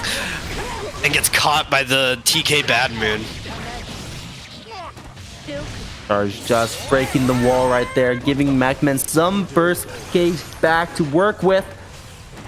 This is Vega's first advantage in this set. And gets thrown. Macmens is looking to steal it back. Vega's got the meter to YRC though. Uses the deflect shield. Oh no, getting counter hit by the hair card. No conversion though. Yeah, goes for the tries to brace the burst. Punish that. Now you're in the corner. Oh, the deflect shield not deflecting anything, and that is it. Macmens is consistently getting these What a clutch robbery! comebacks. Oh, Vega getting ready for the spin though, going for that throw. Macmens blocking the cross up though, and 5P'ing the air dash. It's so, everyone's been getting hit by that Capel. Everyone gets hit by that Capel. It's so hard to deal with. Nice blocks on all of that. Yeah. Ooh, tries to break out finally, but no, getting hit for his troubles, getting thrown yet again. Are we going to see a final round? Yeah, Looks like it. Nope, Anji's got 5 guts. Macmens has 1 pixel to steal this with, but Vega doesn't get to get anything off of that. Macmens getting the throw. Oh, no. It's going to steal Oh, another no. one. Oh, big no. count. Vega getting that burst off. Macmens Oh no! the The jump! We're on the last game, but Vega no burst. This is such a big deal. Huge JH though.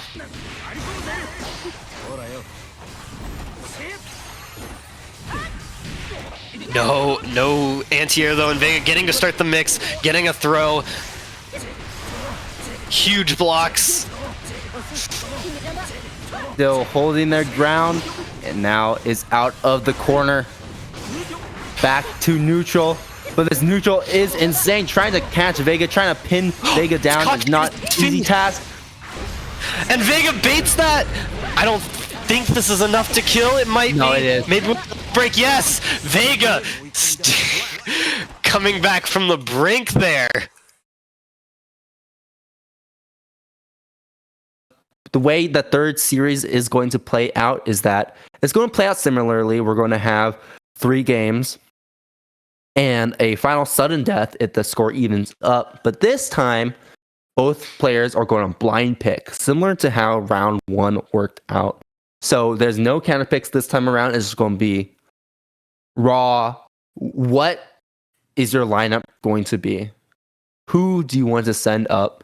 And whoever you're up against, you know, who knows? Right, we are back into it with Series 3, the very first game we have up, Big Booty Man versus Macmens. Similar to what happened with the very first game, you know, Series 1, Game 1, same story. We'll see if anything changes though. Oh, huge throw from Macmens here. Yeah, and this is looking very similar. Big Booty Man not really getting things started yet, but it is Gold Lewis. This is what it takes. Sometimes you are just blocking. Yeah, Fusion fan super. And that should get some extra damage on the table, put him in the corner, keep him locked down. And now we're just sitting at a pretty comfortable position under the timer, giving him any opportunity to, you know, snipe a Big Booty Man if he tries to use any of his options to escape the corner. Yeah, and Macman's taking a very convincing round 1 there. This is looking good for him. Oh, Big Booty Man getting things started though.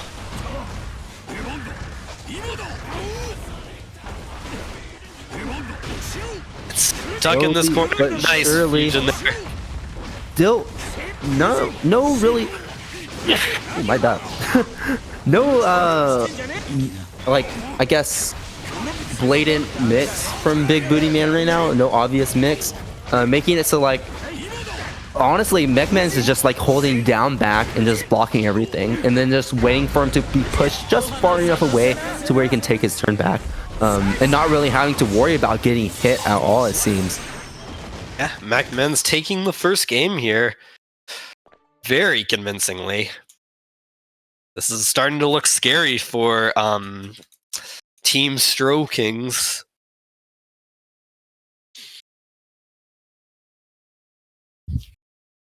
Yeah, that it does. Gates of Heaven has been looking extremely strong. It really just, you know, comes down to that final game, it seems, a lot of the time.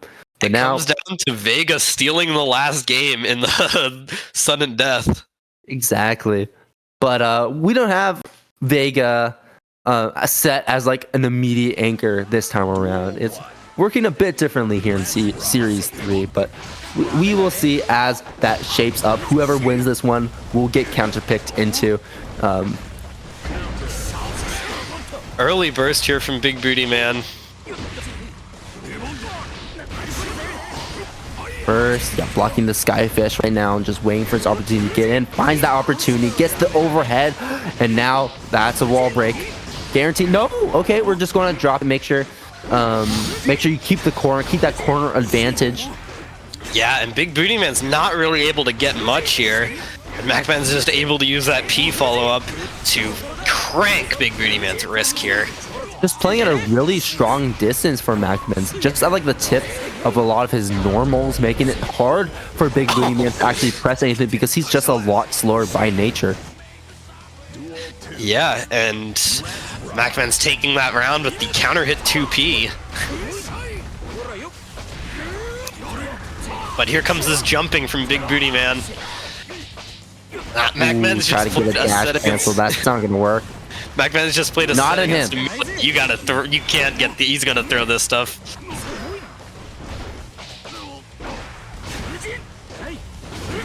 Oh, Big Booty Man getting a hit though. This is big here. I think Macmen's thought that was gonna cross up or Big Booty Man was gonna land, but here's the counter. Yeah, connecting and now evening up the life a little bit more. Nice anti-air, dropping the conversion at the very end with the 5K, but it's okay because Big Booty Man is in the corner and again playing at a really strong distance to where Big Booty Man can't really do anything. A lot of his pokes are too slow to really properly counter him, but the wall assault in guard rush, the deflect shield pushing him back into the corner, not Big letting Booty him Man escape as easily, but counter hit. What a counter hit to close it off with that wild assault. It is a white wild assault too, so it has that invincibility frames, those armor frames, to where he can break out of certain things that Anji does if he's caught pressing. Or in a very familiar situation here, Big Booty Man having to down back in this corner and finally getting the spacing nade out. But Macmen's using that deflect shield to send Big Booty Man straight through this wall. Life has turned yellow. Oh, and these shimmies here. Praying that. Oh yeah. Yep. That's it. Keeping it burst safe. Macmen's is going to take this one 3-0 or 2-0. I can't count. I don't know if that's all of it. Isn't that 2-0? Am I not keeping track of these things? I think that's a 2-0, right? I'm pretty notoriously bad at keeping track of things, so it might be a 2-0. Okay, yeah, 2-0. I was like, now you're making me doubt myself. When it comes to numbers on this stuff, never trust what I say. If I say, oh yeah, that move's plus, don't trust me. If I say, I think that was a 3-0, don't trust me. You're right. That move is like insanely negative. All these Behemoth Typhoons, insanely negative. Just keep pressing after them, by the way. Some of them are negative. Some of them are, but not the ones he's using. Not the one Big Booty Man's gonna press. And that was 2 hits, and Macmen's is almost dead here. But that 6P, big 5H counter hit. This is a lot of damage. Macmen's going for a reset instead.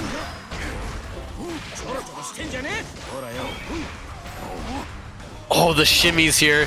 Big Booty Man just holding the pressure and getting out with this 2P. And this is going to be one more hit here for Macmen's. That 5 Guts putting in a lot of work. Feels like it's never ending. That life bar just does not want to empty out. Oh, Macmen's getting away with a lot of whiffs here, but the 5K is going to take this for Big Booty Man.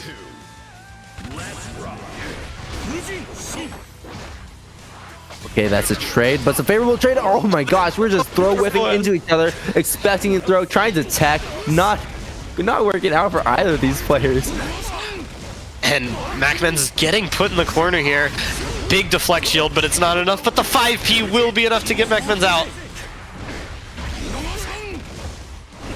These white wild assaults have been putting in a lot of work for Big Booty Man and seem to be what they were missing. As they send Macmen's through the wall. One more touch here, but we watched Macmen's take these away from Vega. They can take it from Big Booty Man. Wall break. Wow, that wall broke from such a far distance. Going to give Macmens some positive bonus. Yeah, you cannot be pressing anything after that spin. You will get automatically punished. Fake high into the low, into the wild assault wall break. No burst here for Big Booty Man. One more mix from Macmens. A lot of meter to do it. But the RC into White Wild Assault means Big Booty Man is going to take a game here. Yeah, that does make it 1-2. Big Booty Man 1, Macmens 2. Finally starting to make something work. You were just talking about the White Wild Assault. Yeah, I think that might have just been the key. And invincibility, and, using the White Wild Assault to break out. That's kind of all he needs to break out, or sometimes to get those hits, keep up that pressure, because he's been really struggling with actually getting out, actually starting something. And these are giving him that opportunity. Oh, big counter hit here. And Macmens is now in that White Wild Assault again. Yeah, looks like Big Booty Man's starting to figure that out, and Macmens is going to have to come up with something pretty quickly to not even the set out.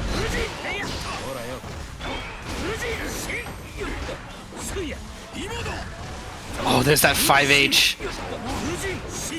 Big Booty Man jumped. That was the first time out of any of these sets Big Booty Man did the counterplay there, and Macmens was not ready for it and is going to lose the round off of that.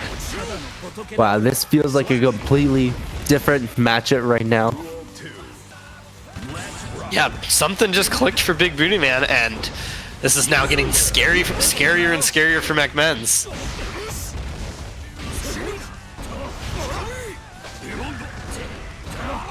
Oh, nice. Wow. On the drone.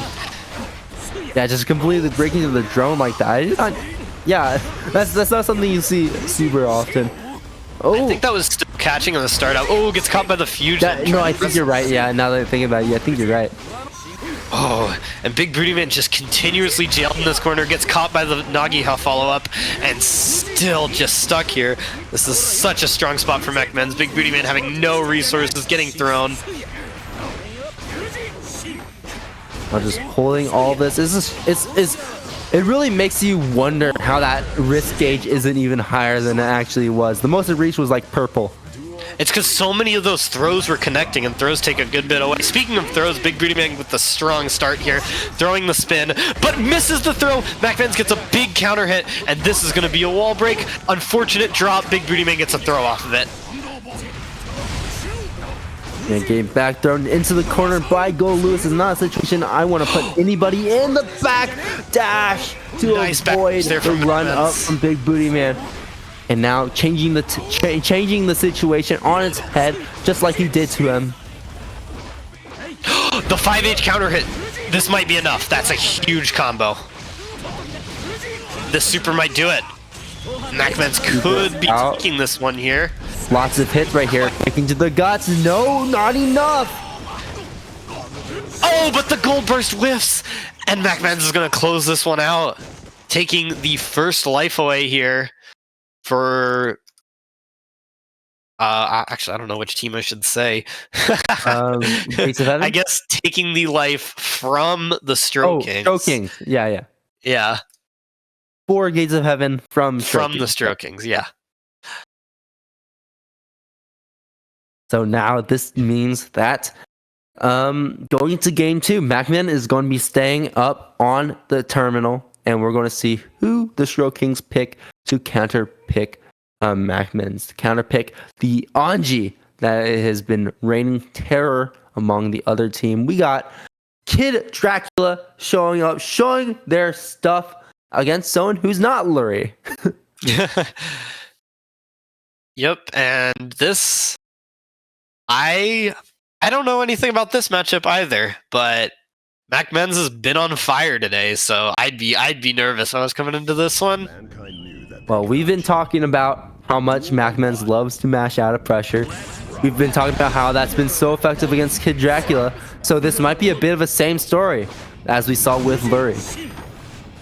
Oh, but a huge jump in there and forcing Macmens to burst.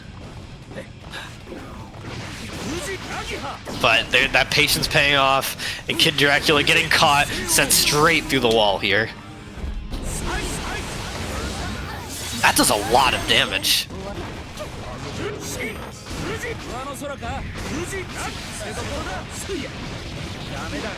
Yeah, and Macmens taking this one pretty convincingly too. Alright. Oh, nice hit with that stroke right there. Yeah, and Kid Dracula doing about 60% here on Macmens. Oh, but a big 6P is going to cause a lot of problems here for Kid Dracula, getting sent through this wall yet again. Not getting the chance to burst. Getting put down to about 60%. Life totals are pretty similar, but gets guard crushed in the air. Big YRC. YRC getting out of the pressure. Oh no, lifts the anti-air, but it is alright. Still making do with what he has. Oh, the super beating out the dust. Macmens has full meter here though. Spins through the HCL, but not able to get anything off of this.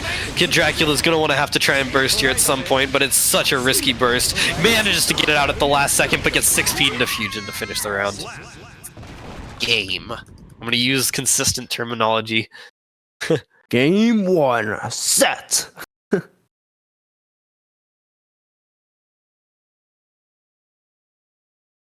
I just noticed. Is Kirihana not here today?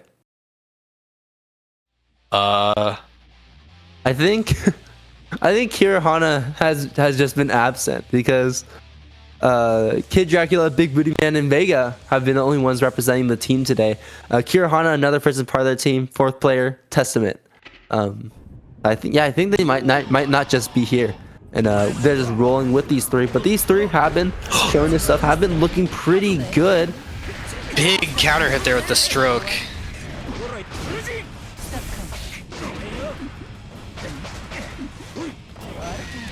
Oh, and these are just hits and bursts being traded very quickly. That new move is so nice for Eno to have. It gives her so much more combo potential.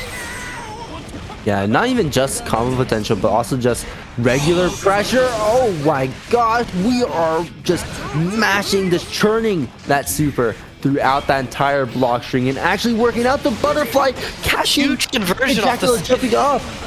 But the stroke hitting Kid Dracula, not getting a combo off of it though, and Macmens I think is going to take this one away. That adds a lot of scaling. Yeah, a bit of a drop. I think the gravity scaling might have been too high there for Macmens to continue it. Oh, and the counter hit, but not able to continue it. Oh, and the 2K. Macmens taking this one. Barely. Out of that shoe.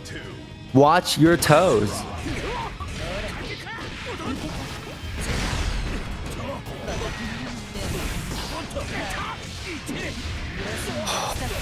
There's the combo potential you were just talking about. Wall break. Kid Dracula's been looking so strong in so many spots, but all it takes is Macmens to just get started like this. But I think Kid Dracula might have this one. Macmens choosing not to burst, going into the last round, keeping it. Spinning right through and getting cracked on the head with the fan, with the water, with the weight of the fish in the pond. I don't know where he's summoning them, but they're there. I mean, where does May get the dolphins from? I guess it's probably the same place. Oh, gets caught by the Fusion though, and gets pushed even further into this corner here.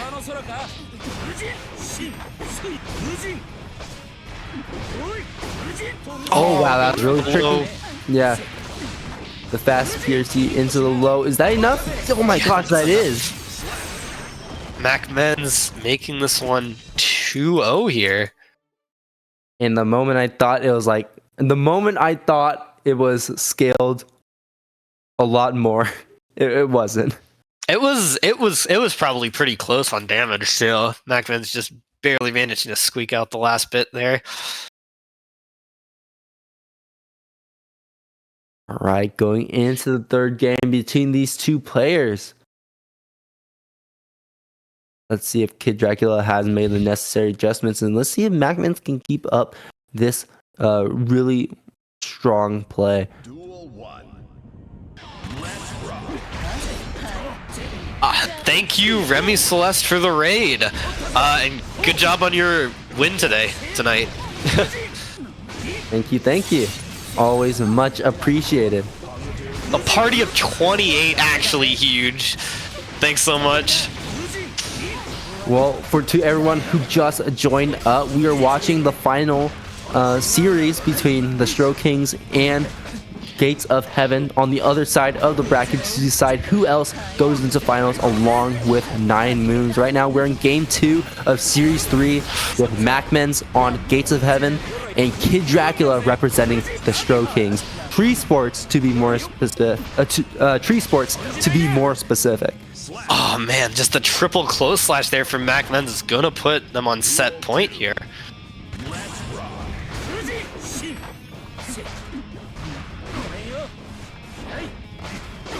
Right, yeah, Kid Dracula in this corner ground. to get out with the dive. Macmen's getting caught, but throwing anyway. The throw is not a reaction. It's just reacting to something. I'm sorry. I mean, that one's a punish throw, so it is a reaction, but... True. Oh, Kid Dracula trying to throw being just out of range.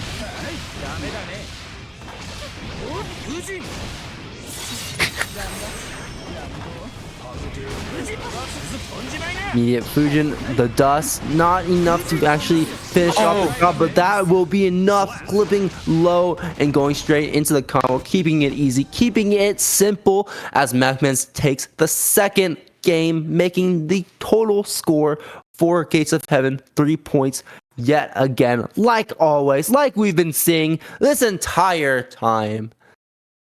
It's different format for this one, so this is... Was it 2 points?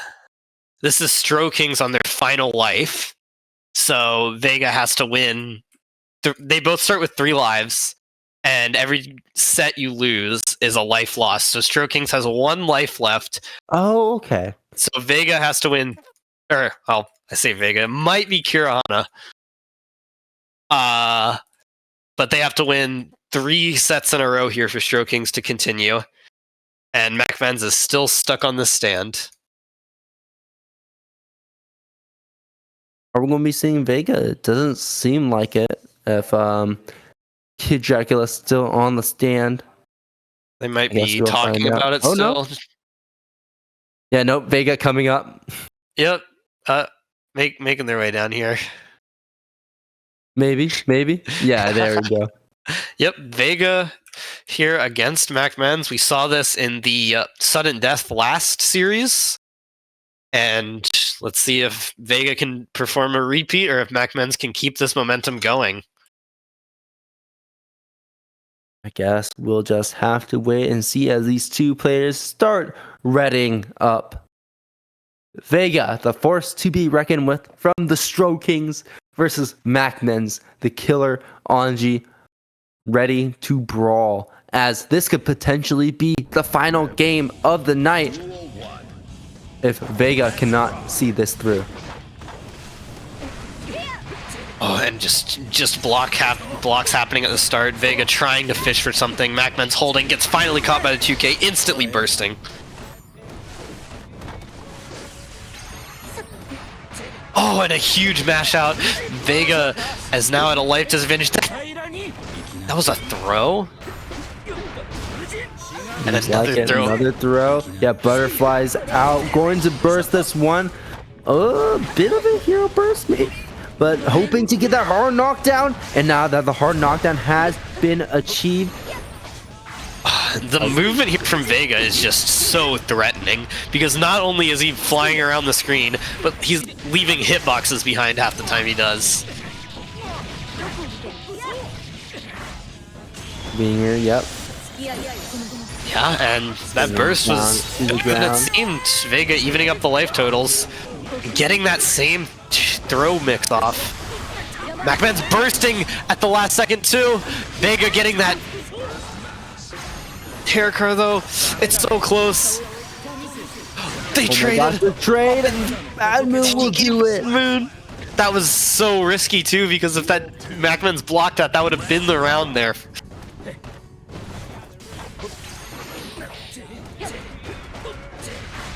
Oh, and the 2K here, letting Vega get started.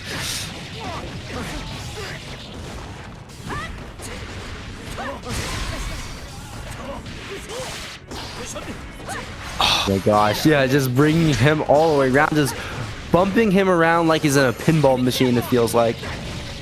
Yeah, and Vega getting this wild assault knockdown.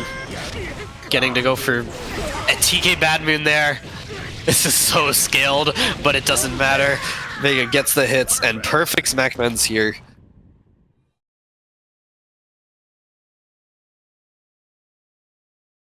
That is a game up. Yep, Vega starting the long climb back to finish this series for Strokings, but it is a long climb. Even if Vega beats Macmens, he still has to beat two different people.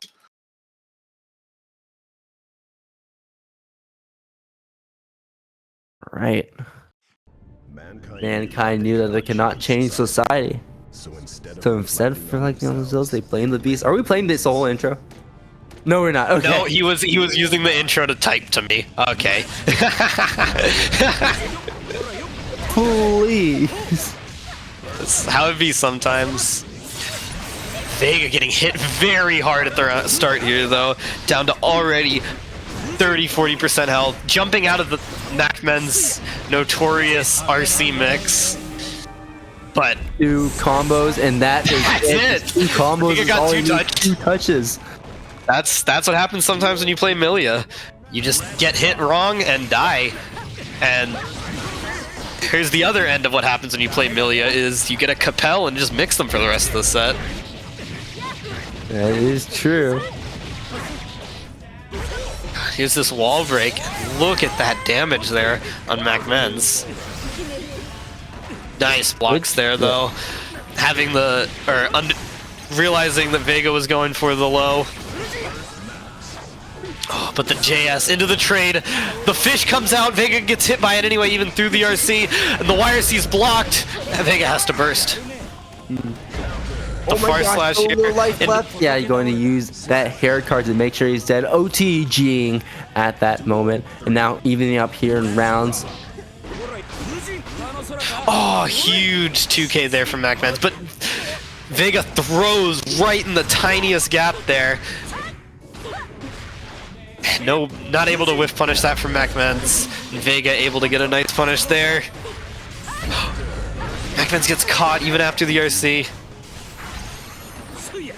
Oh my gosh, Gets yeah, caught. there we go now. Finally. It's a reset instead. I think a little too far away from the wall to actually get a full combo. Vega gets caught. This is going to at least be a wall break.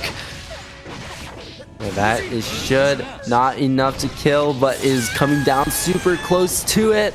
And actually, Vega's getting into territory. Goes for the meterless hair car as a Hail Mary attempt, and Macmens punishes it, making this... I don't know. What's the score? Okay.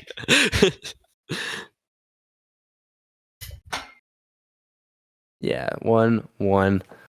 Man, that... Yeah, the life towards the end was like, it was so low that I was like, I want to say that burst is going to come into play, but at the same time, it's so low that any button would really just kill you at that point.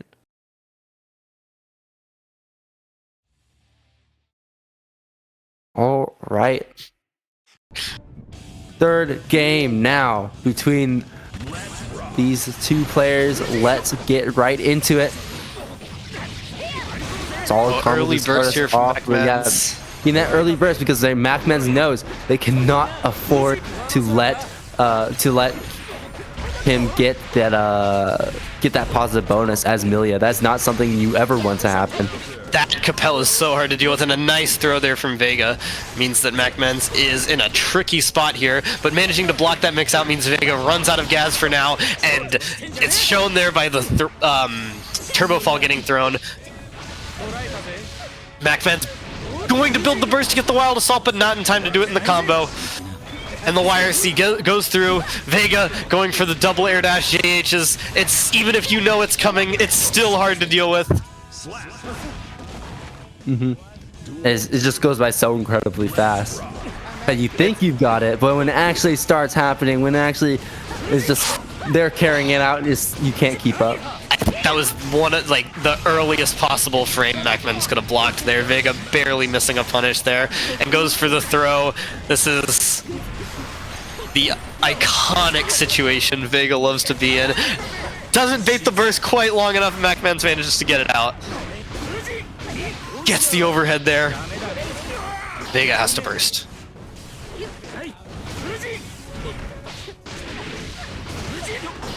Oh, and Macmen's not getting close enough in time. Vega getting the throw, going for the triple overhead. Macmen's not able to block all three.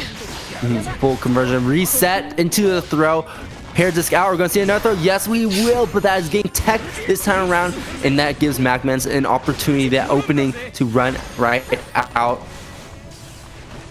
But still, super slippery character Amelia is. The fact that she can just double jump up in the air dash away, Capel out, and is just on the other side of the screen in a moment's notice.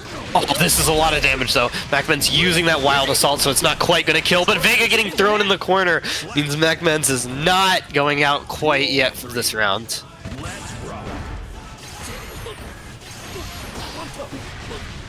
Nice tech on that throw.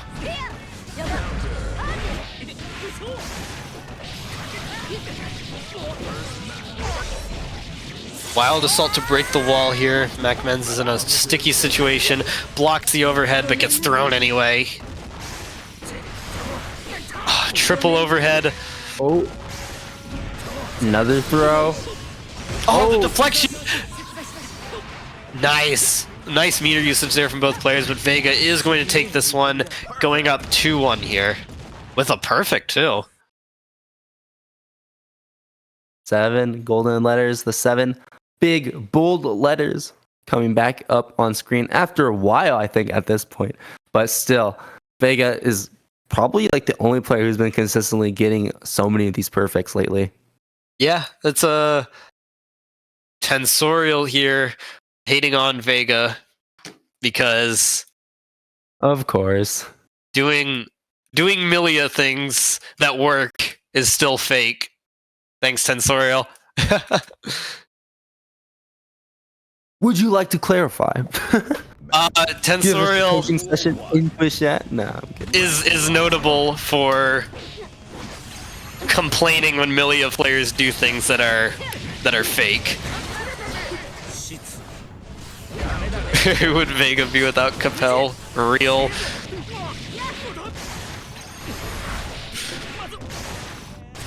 The flower, the rose. Oh my gosh, it just keeps on going, stuck in that blender, getting juiced up, getting shredded, 2 pieces, as Macmens is unable to lay a finger on Vega, and Vega is bringing down Macmens to the sliver of life, gets the counter from the parry. Goes the wrong way. I think the Vega hatred in the chat is, he's type! Never mind. The Vega hatred in the chat is powering him up. So everyone say your meanest possible thing if you want Vega to win. Well, now if you say the nicest things possible, still if you want me to lose something nice.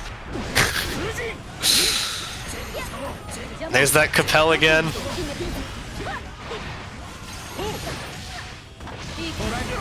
Oh, yeah, Vega having to burst.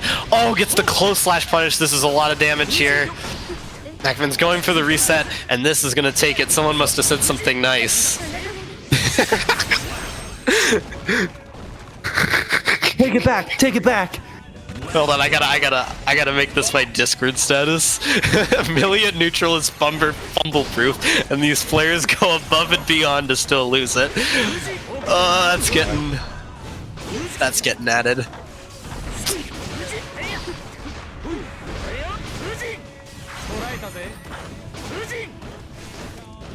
Oh, Macmen's getting that nice hit here. This is a lot of damage onto Vega. Not quite enough, but it's a lot. Gets the wild assault wall break. YRC pushing him One away. second, YRC. BRT to get out of the hair disc. And now just playing patience, sitting back down. Yeah, with that much of a life lead, you can afford to be a little patient like that. And now we are even up 2-2 yet again, like last time. We're just trading games back and forth. But this is set point for Macmens. If Macmens can see it through, can take out Vega in this final game. And Vega has some work to do.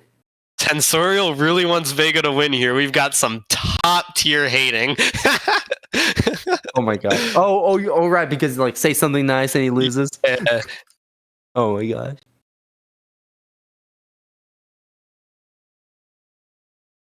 Hee-ho, no! Hee-ho's preying on your downfall, Vega. He's losing right now. You gotta...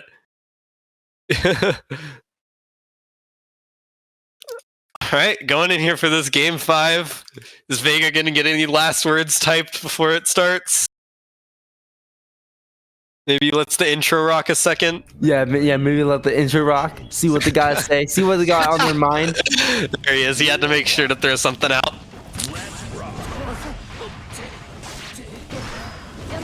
Oh, there's the fish. Big fish. I just love it whenever that comes out. It's like you hit the spin, you see it come out, and he's like, sit down, just hits them back on the ground. Is there an official name for the fish? Someone needs to make one. There You should have like... Oh, you mean like the fish itself? No, like the fish. Yeah, someone's gotta give him a name. I'm gonna name him think Charles. We should run a big Anji bracket. Anyone can enter on their Anji, and whoever wins the whole thing gets to name the fish. I don't know. I've taken a liking to Charles, so I'm just gonna stick with that. That's gonna be my headline. Oh, the 6P gets compelled. And Vega here on match point here. Duel 2. Let's rock. Macmens is blocking everything. Vega's flying around the screen. Waiting for There that comes a opportunity. fusion. Oh my gosh! The air to air will work. There's the throw. And the triple overhead again. Macmens getting caught. Wow. Vega can't really do any damage, just gets a hard knockdown. But Macmens is 1 or 2 touches away from losing here. Oh, okay, spinning right through the top toss, gets the conversion. Isn't done yet. Oh, the throw whips! We've Oh seen this stuff no! like this happen before. No. Oh, it doesn't kill, it doesn't kill. The 5 guts coming in. There's so much here, but the overhead is going to close it out, and Vega is going to keep Strokings alive. We got Lurie coming up. Lurie is going to take a shot at Vega with the Faust.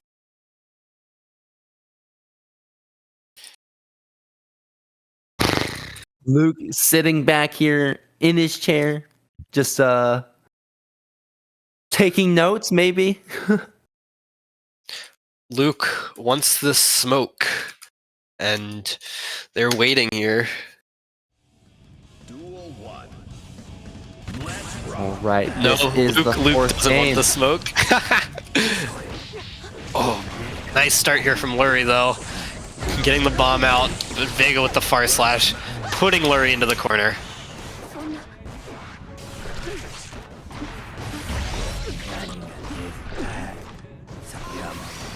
Oh, nice Oh my escape gosh, there. this is going by Gets so caught fast away. too. Like both of these characters are just like flying across the screen. Double hammer out, get afroed. That was the 3rd hammer in a row, I'm pretty sure. I think the banana Yeah, I think peel was so. eaten. Yeah, Lurie keeping it burst safe and taking the first round against Vega. Duel 2. Let's rock. Oh my gosh, yeah, that 5k super fast, really great for pickups with this character, but not a lot of damage, not the best starter for Milia. Getting the hard knockdown into TK Bad Moon. Oh, the deflect shield was huge there. Vega didn't have time to react. And now Vega had to completely stop their pressure because of the existence of that bomb. That's what makes that that bomb so strong, even if Wow. ooh. Scarecrow PRC getting the throw, but Vega getting a gold burst, of course, and getting this throw here. This Afro isn't going to matter nearly as much as it might have. Vega just waiting for it to fall off. Lurie inputting nothing. Oh, I think the bomb into weight combo threw Lurie off a little too hard, and Vega's going to take this one here. That came down slightly, just a... Oh. Burst is about even. Lurie's just throwing things, but manages to get the trumpet. Trumpet doesn't do a whole lot against Millia. Vega slips on the banana peel. He's the trumpet. Bomb out. Oh, wow. Just at the cusp of it. That was the coolest combo ever. Hits the bomb out at the last second.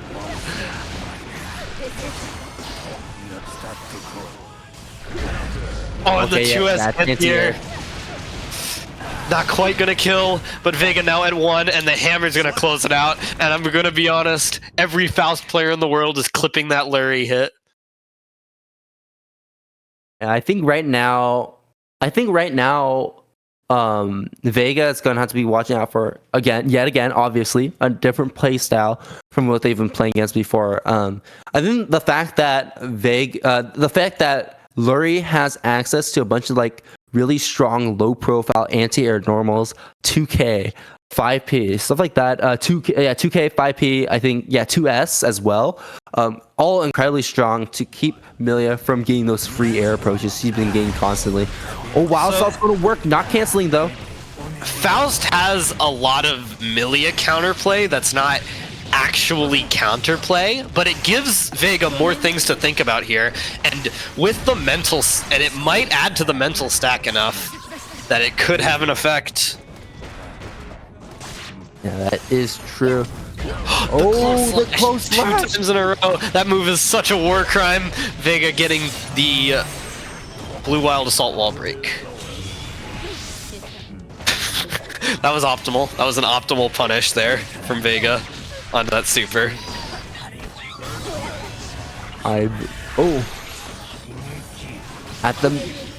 Just completely whiffing right there, allowing Vega to just run in, hair car, put in the keys to their vehicle, run you over.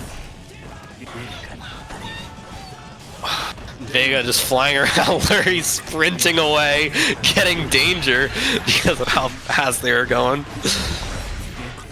Eats the mini Faust. That's scary now because there's a mini Faust on demand here. Gets thrown out. Vega has to hold this because mini Faust could turn around at any second and gets caught trying to recover in the air.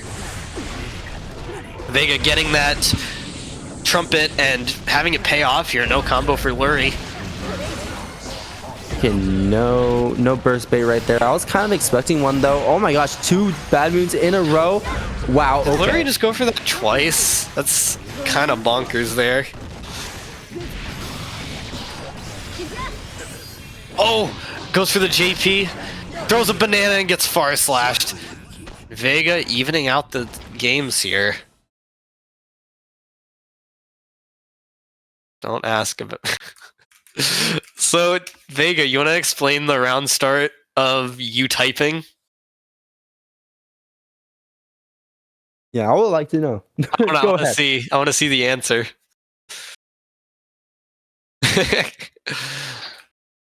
Everybody hating ever since you got. Stop this. You're gonna get us copyright struck. Just quoting League of Legends lyrics.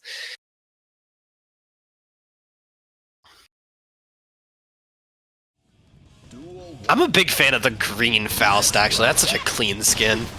It is a nice color. I actually think that Faust does a lot of colors really well too, because like a pretty simple design. So no wall break. Solid colors can go a long way. I don't think anything tops Peter Griffin Faust, though, I gotta say. Oh my gosh, don't remind me. I wonder what Game Banana looks like nowadays. I haven't checked that in a long time. Flurry getting something started here, but Vega getting this nice hit, and yeah, Vega doesn't know what side that hits on. You think Flurry is going to be able to? And Vega taking this round here. Clap. Duel 2. Let's rock. Oh, the 6H round start forces Flurry to burst early. Vega 6P got caught by the charge on the scalpel pull.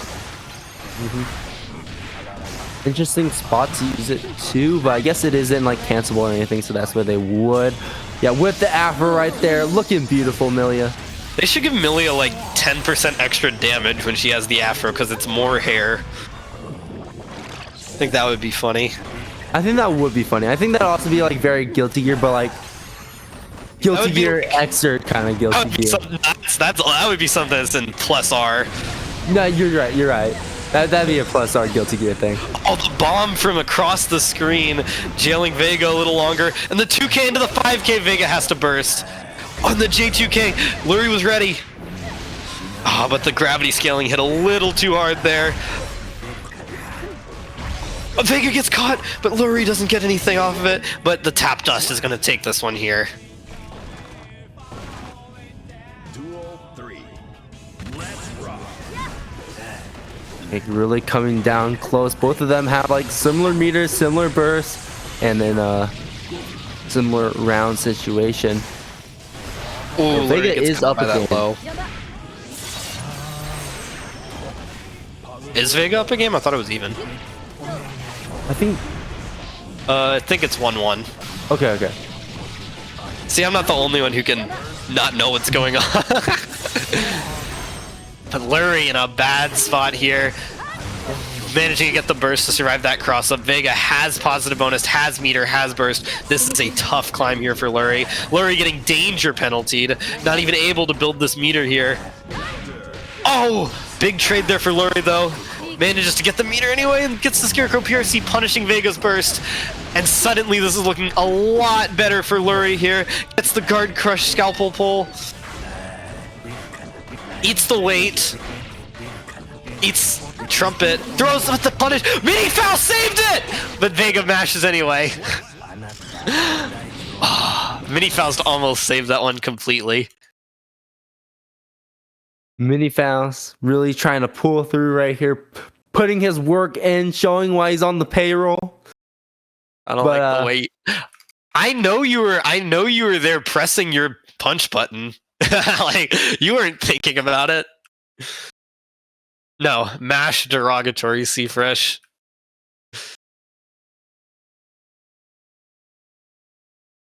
Okay. Set point. Yeah, game point for Vega. Yep. That point. Yeah. Set point. I was right the first time. Oh, We're there's the changing up 5K, the colors. but no conversion.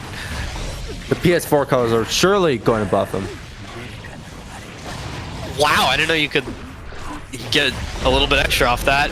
Oh, having time to eat an item and still do a combo. Vega is getting caught by this color change hard.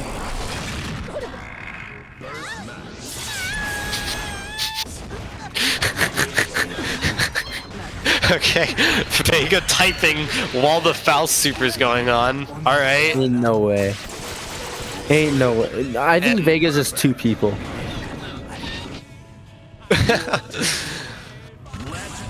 And now Flurry, a round away here from evening this up, eating the mini Faust here. This is scary. Gets the mini Faust thrown out, locking down Vega even more. Gets the command grab, and Vega spending half their burst.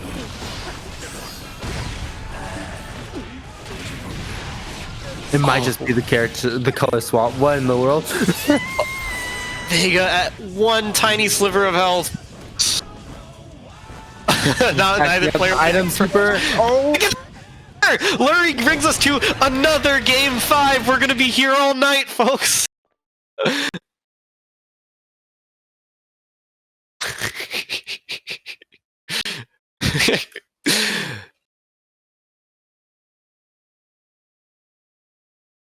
All right, here it is. Game 5. Yeah, Vega's this could be potentially Vega's be the last chance. one. Yeah.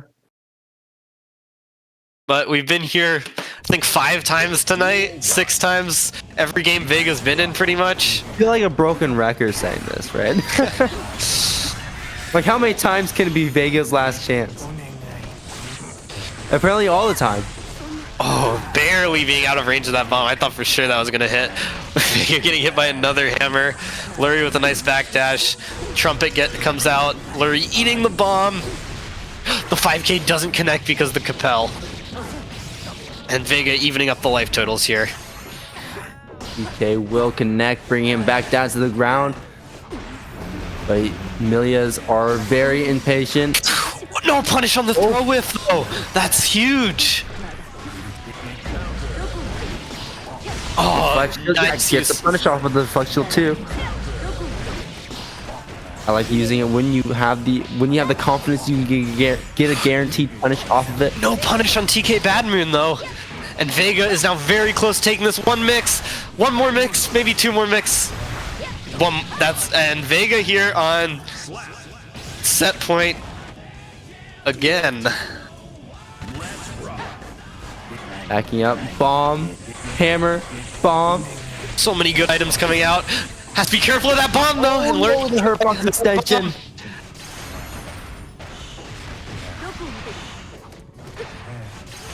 Vega barely getting that hit in there. Gets the cross up here, and this is looking very bad for Lurie. And looking bad for me doing anything else tonight. The instant overhead. Vega just gets hit by the bomb or the Afro explosion anyway. Blocks the wire C. Hammer out, get that extra damage on deck, and the super, that will be a wall break into death. No way, Lurie. Why? How consistently green? Is Lurie gonna close it out? Or is Vega gonna make us watch more Guilty Gear?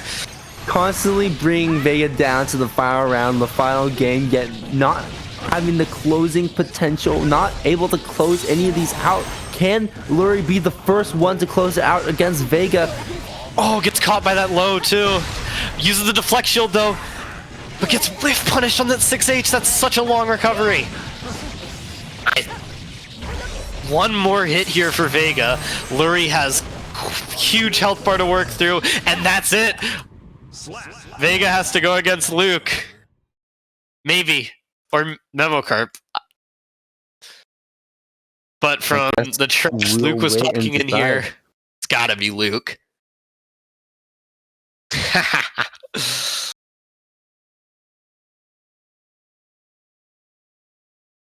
Oh, you can already see Luke's little avatar lined up for to get that smoke against Vega.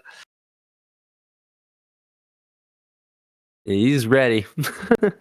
Ready for the triple run back. The triple run back. All right, Luke. Essentially, it's just a grudge match at this point. Wait, is it triple? No, I think this is their. No, it is their 3rd time playing because they played twice Series 1. So, 2nd run back, right? If it's 3 times, yeah. I don't know. This is their 3rd time playing. I don't know. It's getting late. Words are hard.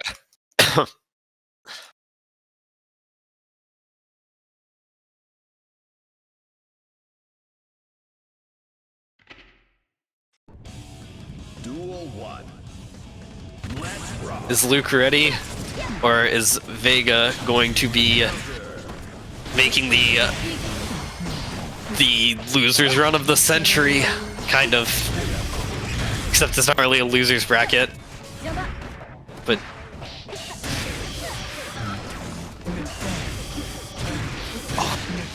Luke coming out strong though, and putting Vega down to about 1 hit away. That wall broke? What is this character, dude? Coming out of the gate, swinging that head along with it. Not letting Vega burst, finishing the round off. Oh, Vega wasn't blocking! Vega. You better not have been typing. No, you typing. Oh my, oh dear.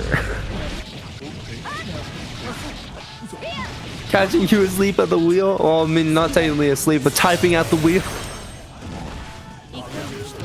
But this is a strong round for Vega here. This is what we expected coming into this. A lot of back and forth. Luke bursting there. Risky burst, but I mean, if you're on Happy Chaos, anything's possible. Oh, Vega mashing the dust. Luke not quite having enough bullets to keep all of that going.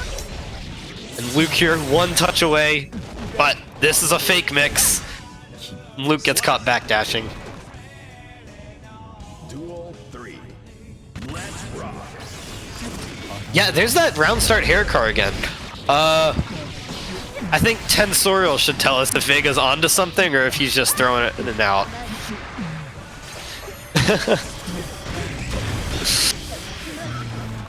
Oh my gosh, try to go for a meaty winger. Alright, bang, bang, bang. And that is a wall break. Concentrate to recharge a bit of meter. Vega full burst. Luke has almost full burst. Oh, the blue wild assault into the JD. That was insane. It stole Vega's burst.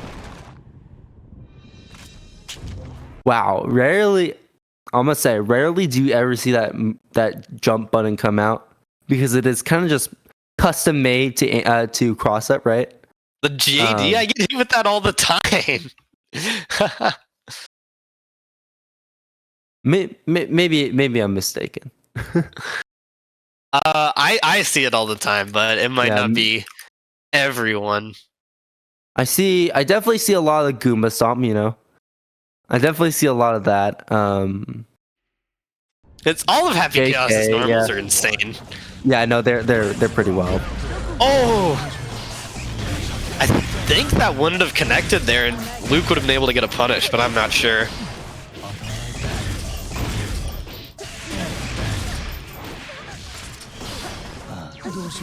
Oh, very important RC there. Keep Luke stopping from using it to stop Vega from getting anything started. Luke out of concentration though, gets it back. Vega using that 6H to start pressure. That crossed up.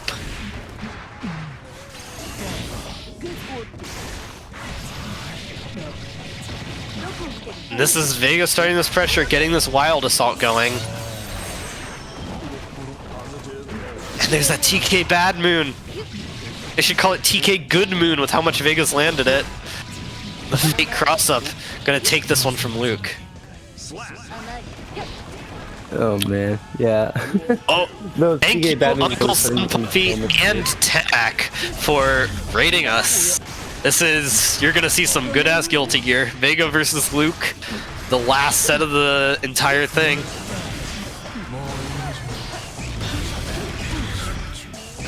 With that golden gun, the bling, solid gold, but getting mashed out on for trying to roll behind yet again. Oh, a nice jump out there from Luke, putting Vega back in this corner. Vega having to burst. But this clone is so hard to deal with when you're Milia, or anyone.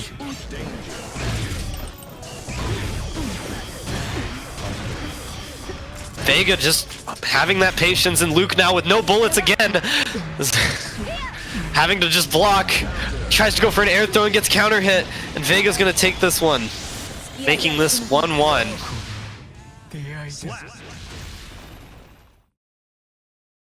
Yeah, here we are back again. The evenly matched players to ever play. Honestly, at this point, Vega just has like insane comeback potential, or insane like staying power at this point. You just cannot kill him. You cannot eliminate him. You bring down to the final game, the final round, he always still finds some way to win. Hiho was typing during their Guilty Ear Reloaded run, while Vega's typing during their Aegis run. What are Milia players even up to? That Bad Moon catching Luke a lot, catching everyone a lot. Oh, no punish on the throw.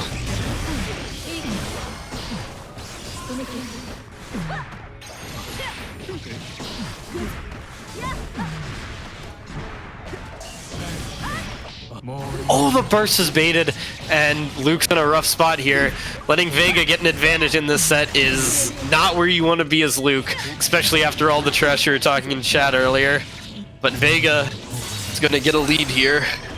It's up to Luke to bring it back. Oh my gosh, yeah, we're going for an instant curse. Yeah, that is definitely getting counter hit by the hair car right there. No resources to fully combo off it though. Still some damage on deck, but Luke is getting some nice counter hits right there. Nice combos, and that's going to be even more damage.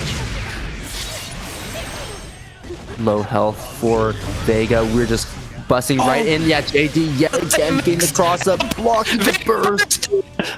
Vega's going to have to go into this round with no burst. Duel 3. Let's rock. Wow. I'm figuring out ways like trying to catch with that round start 6p. Seems like just a little too early. If it was a little little later, it probably would have caught that jump in from Vega. Oh, Luke going for the stare down there, and Vega just looking down the barrel of that gun, managing to get out of it. Luke got a gold burst. This is bad for Vega now, despite being up all this life. If there's one thing Happy Chaos doesn't need, it's health to win a game, and Vega already threw this wall.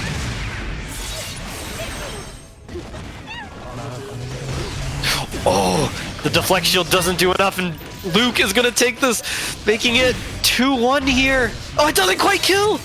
It's 1 health. And Doesn't Luke is have any meter. Okay. Wow, Run just up. like did not have any meter to shoot the gun. So what does he do? Runs up, tap dust, and just works.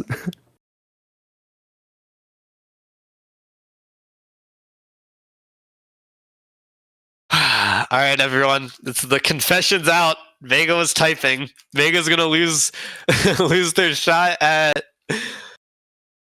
Hold on. All right, Vega's gonna lose their shot at $240 because they're typing too hard.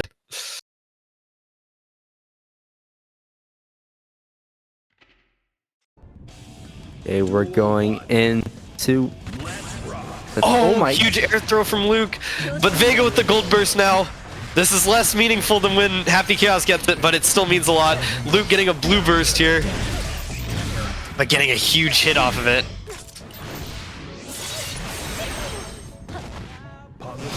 Wow, yeah, no, you're right. These hair cards just keep on working out. What in the world? Yeah, I mean, it's gotta be... I have no idea. It's gotta be something Vega's thought about, but who knows?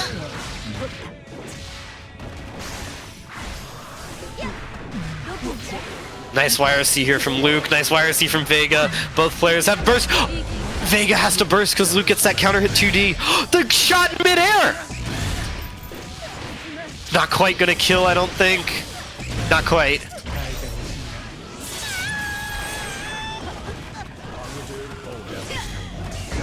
Yeah. Vega gets a bar slash from there, and that's gonna kill. Vega's not quite out yet. Luke's got their burst back. Yeah, it seems every single time that Luke is going for that curse. Yeah, exactly like that. Goes for the curse, and it just seems like he's just ending his turn with that curse alone. Oh my gosh. Okay, yeah. Catches the jump in with an air throw. I would not expected it if I was Vega. Like, that was insane. Here's that gold burst there from Luke, though. That's a lot of resources, but Vega gets that anti-air close slash, and this is a lot of damage. Even as Milia uses the blue wild assault to wall break, Luke doesn't have their burst anymore. Vega gets that hit. Juggling around the cross. Second burst! Yeah, has to jump that. Does not have much meter to work with. Vega gets hit. Vega's got their burst. Alright, Vega, you're not gonna... Okay. 2-2. I don't think anyone expected anything but a game 5. Yeah, that seems about par for the course from what we've been seeing so far. Yeah, I mean... What, it's been one set Vega played that didn't go to the last one? Man, I just want to go to bed. I think so. Yeah, no, it was the The very Luke the very first sun. second one. That's insane. Oh, actually, I guess versus Memo Carp as well, but Was that even like 2-4 is like pretty Yeah, darn it's close. still pretty close. But this is some good Guilty Gear. And Luke, not 100% sure what that round starts trying to catch, but I'm not the Happy Chaos player. You're not the one playing. Yeah. I guess we'll never know. Yep. No, we'll just ask him later. If it was Vega that did something like that, we would know before the round is over. That is true. Oh, a huge jump there. And the gold burst, you can punish it if you don't block it. Nice blocks there from Luke. Vega gets shot, has to hold this, but nice burst. Luke has no bullets, but you don't need bullets for that gun. Huge JP there, but Luke gets thrown, and the TK Bad Moon to OTG. We're going into set point for Vega. Vega Nice match there from Luke. Yeah, nice job. Oh yeah, tap dust going to connect. That will lead to a full combo. Yeah, and I mean, I would give Vega, like, with how things have been going, I don't think there's any shot we don't see a last game here. I think Vega might just be doing it to add suspense for all we know. Honestly, I find that more impressive than just winning the entire time. Yep, a perfect there from Luke. And here we are. Everyone knew what would get here. So, let's see it. Place our bets, folks. Oh, double 2P there, catching Luke. They are playing a lot more reserved. Vega getting a gold burst, gets the TK Bad Moon, but doesn't have quite enough meter. 2S whiffs, but you can't punish that move. Vega getting the double JH, Luke having to burst. Curse is set, so you gotta be careful. Oh, but we're stashing straight in without a care in the world, and Luke unable to make these good shots work. Oh, it does. Shooting him out of the air, concentration. And the tap dust going to get the wall slap. Oh my gosh. Your gold burst in the same round. The concentration, punish the YRC. This could be enough. This could be enough. Vega does have the positive bonus, maybe gets first back. Not in time, Luke takes it. Vega could not bring it all the way, but made it so far anyway. Congratulations to Team Gates of Heaven for making it to the finals. Yeah. All right. What a group of matches that we saw today. That was probably the most evenly matched team, I would say. Yeah, that was very close. I was not expecting to see. It always went down so close. And yeah, oh man. You cannot convince me that this was not to some extent scripted with the fact that Gates of Heaven consistently always getting the first two games, but then you guys, the Stro Kings, somehow always winning the third game. All right, and Gates of Heaven will be moving on to their finals next week against Nine Moons at 8:30 Eastern next week.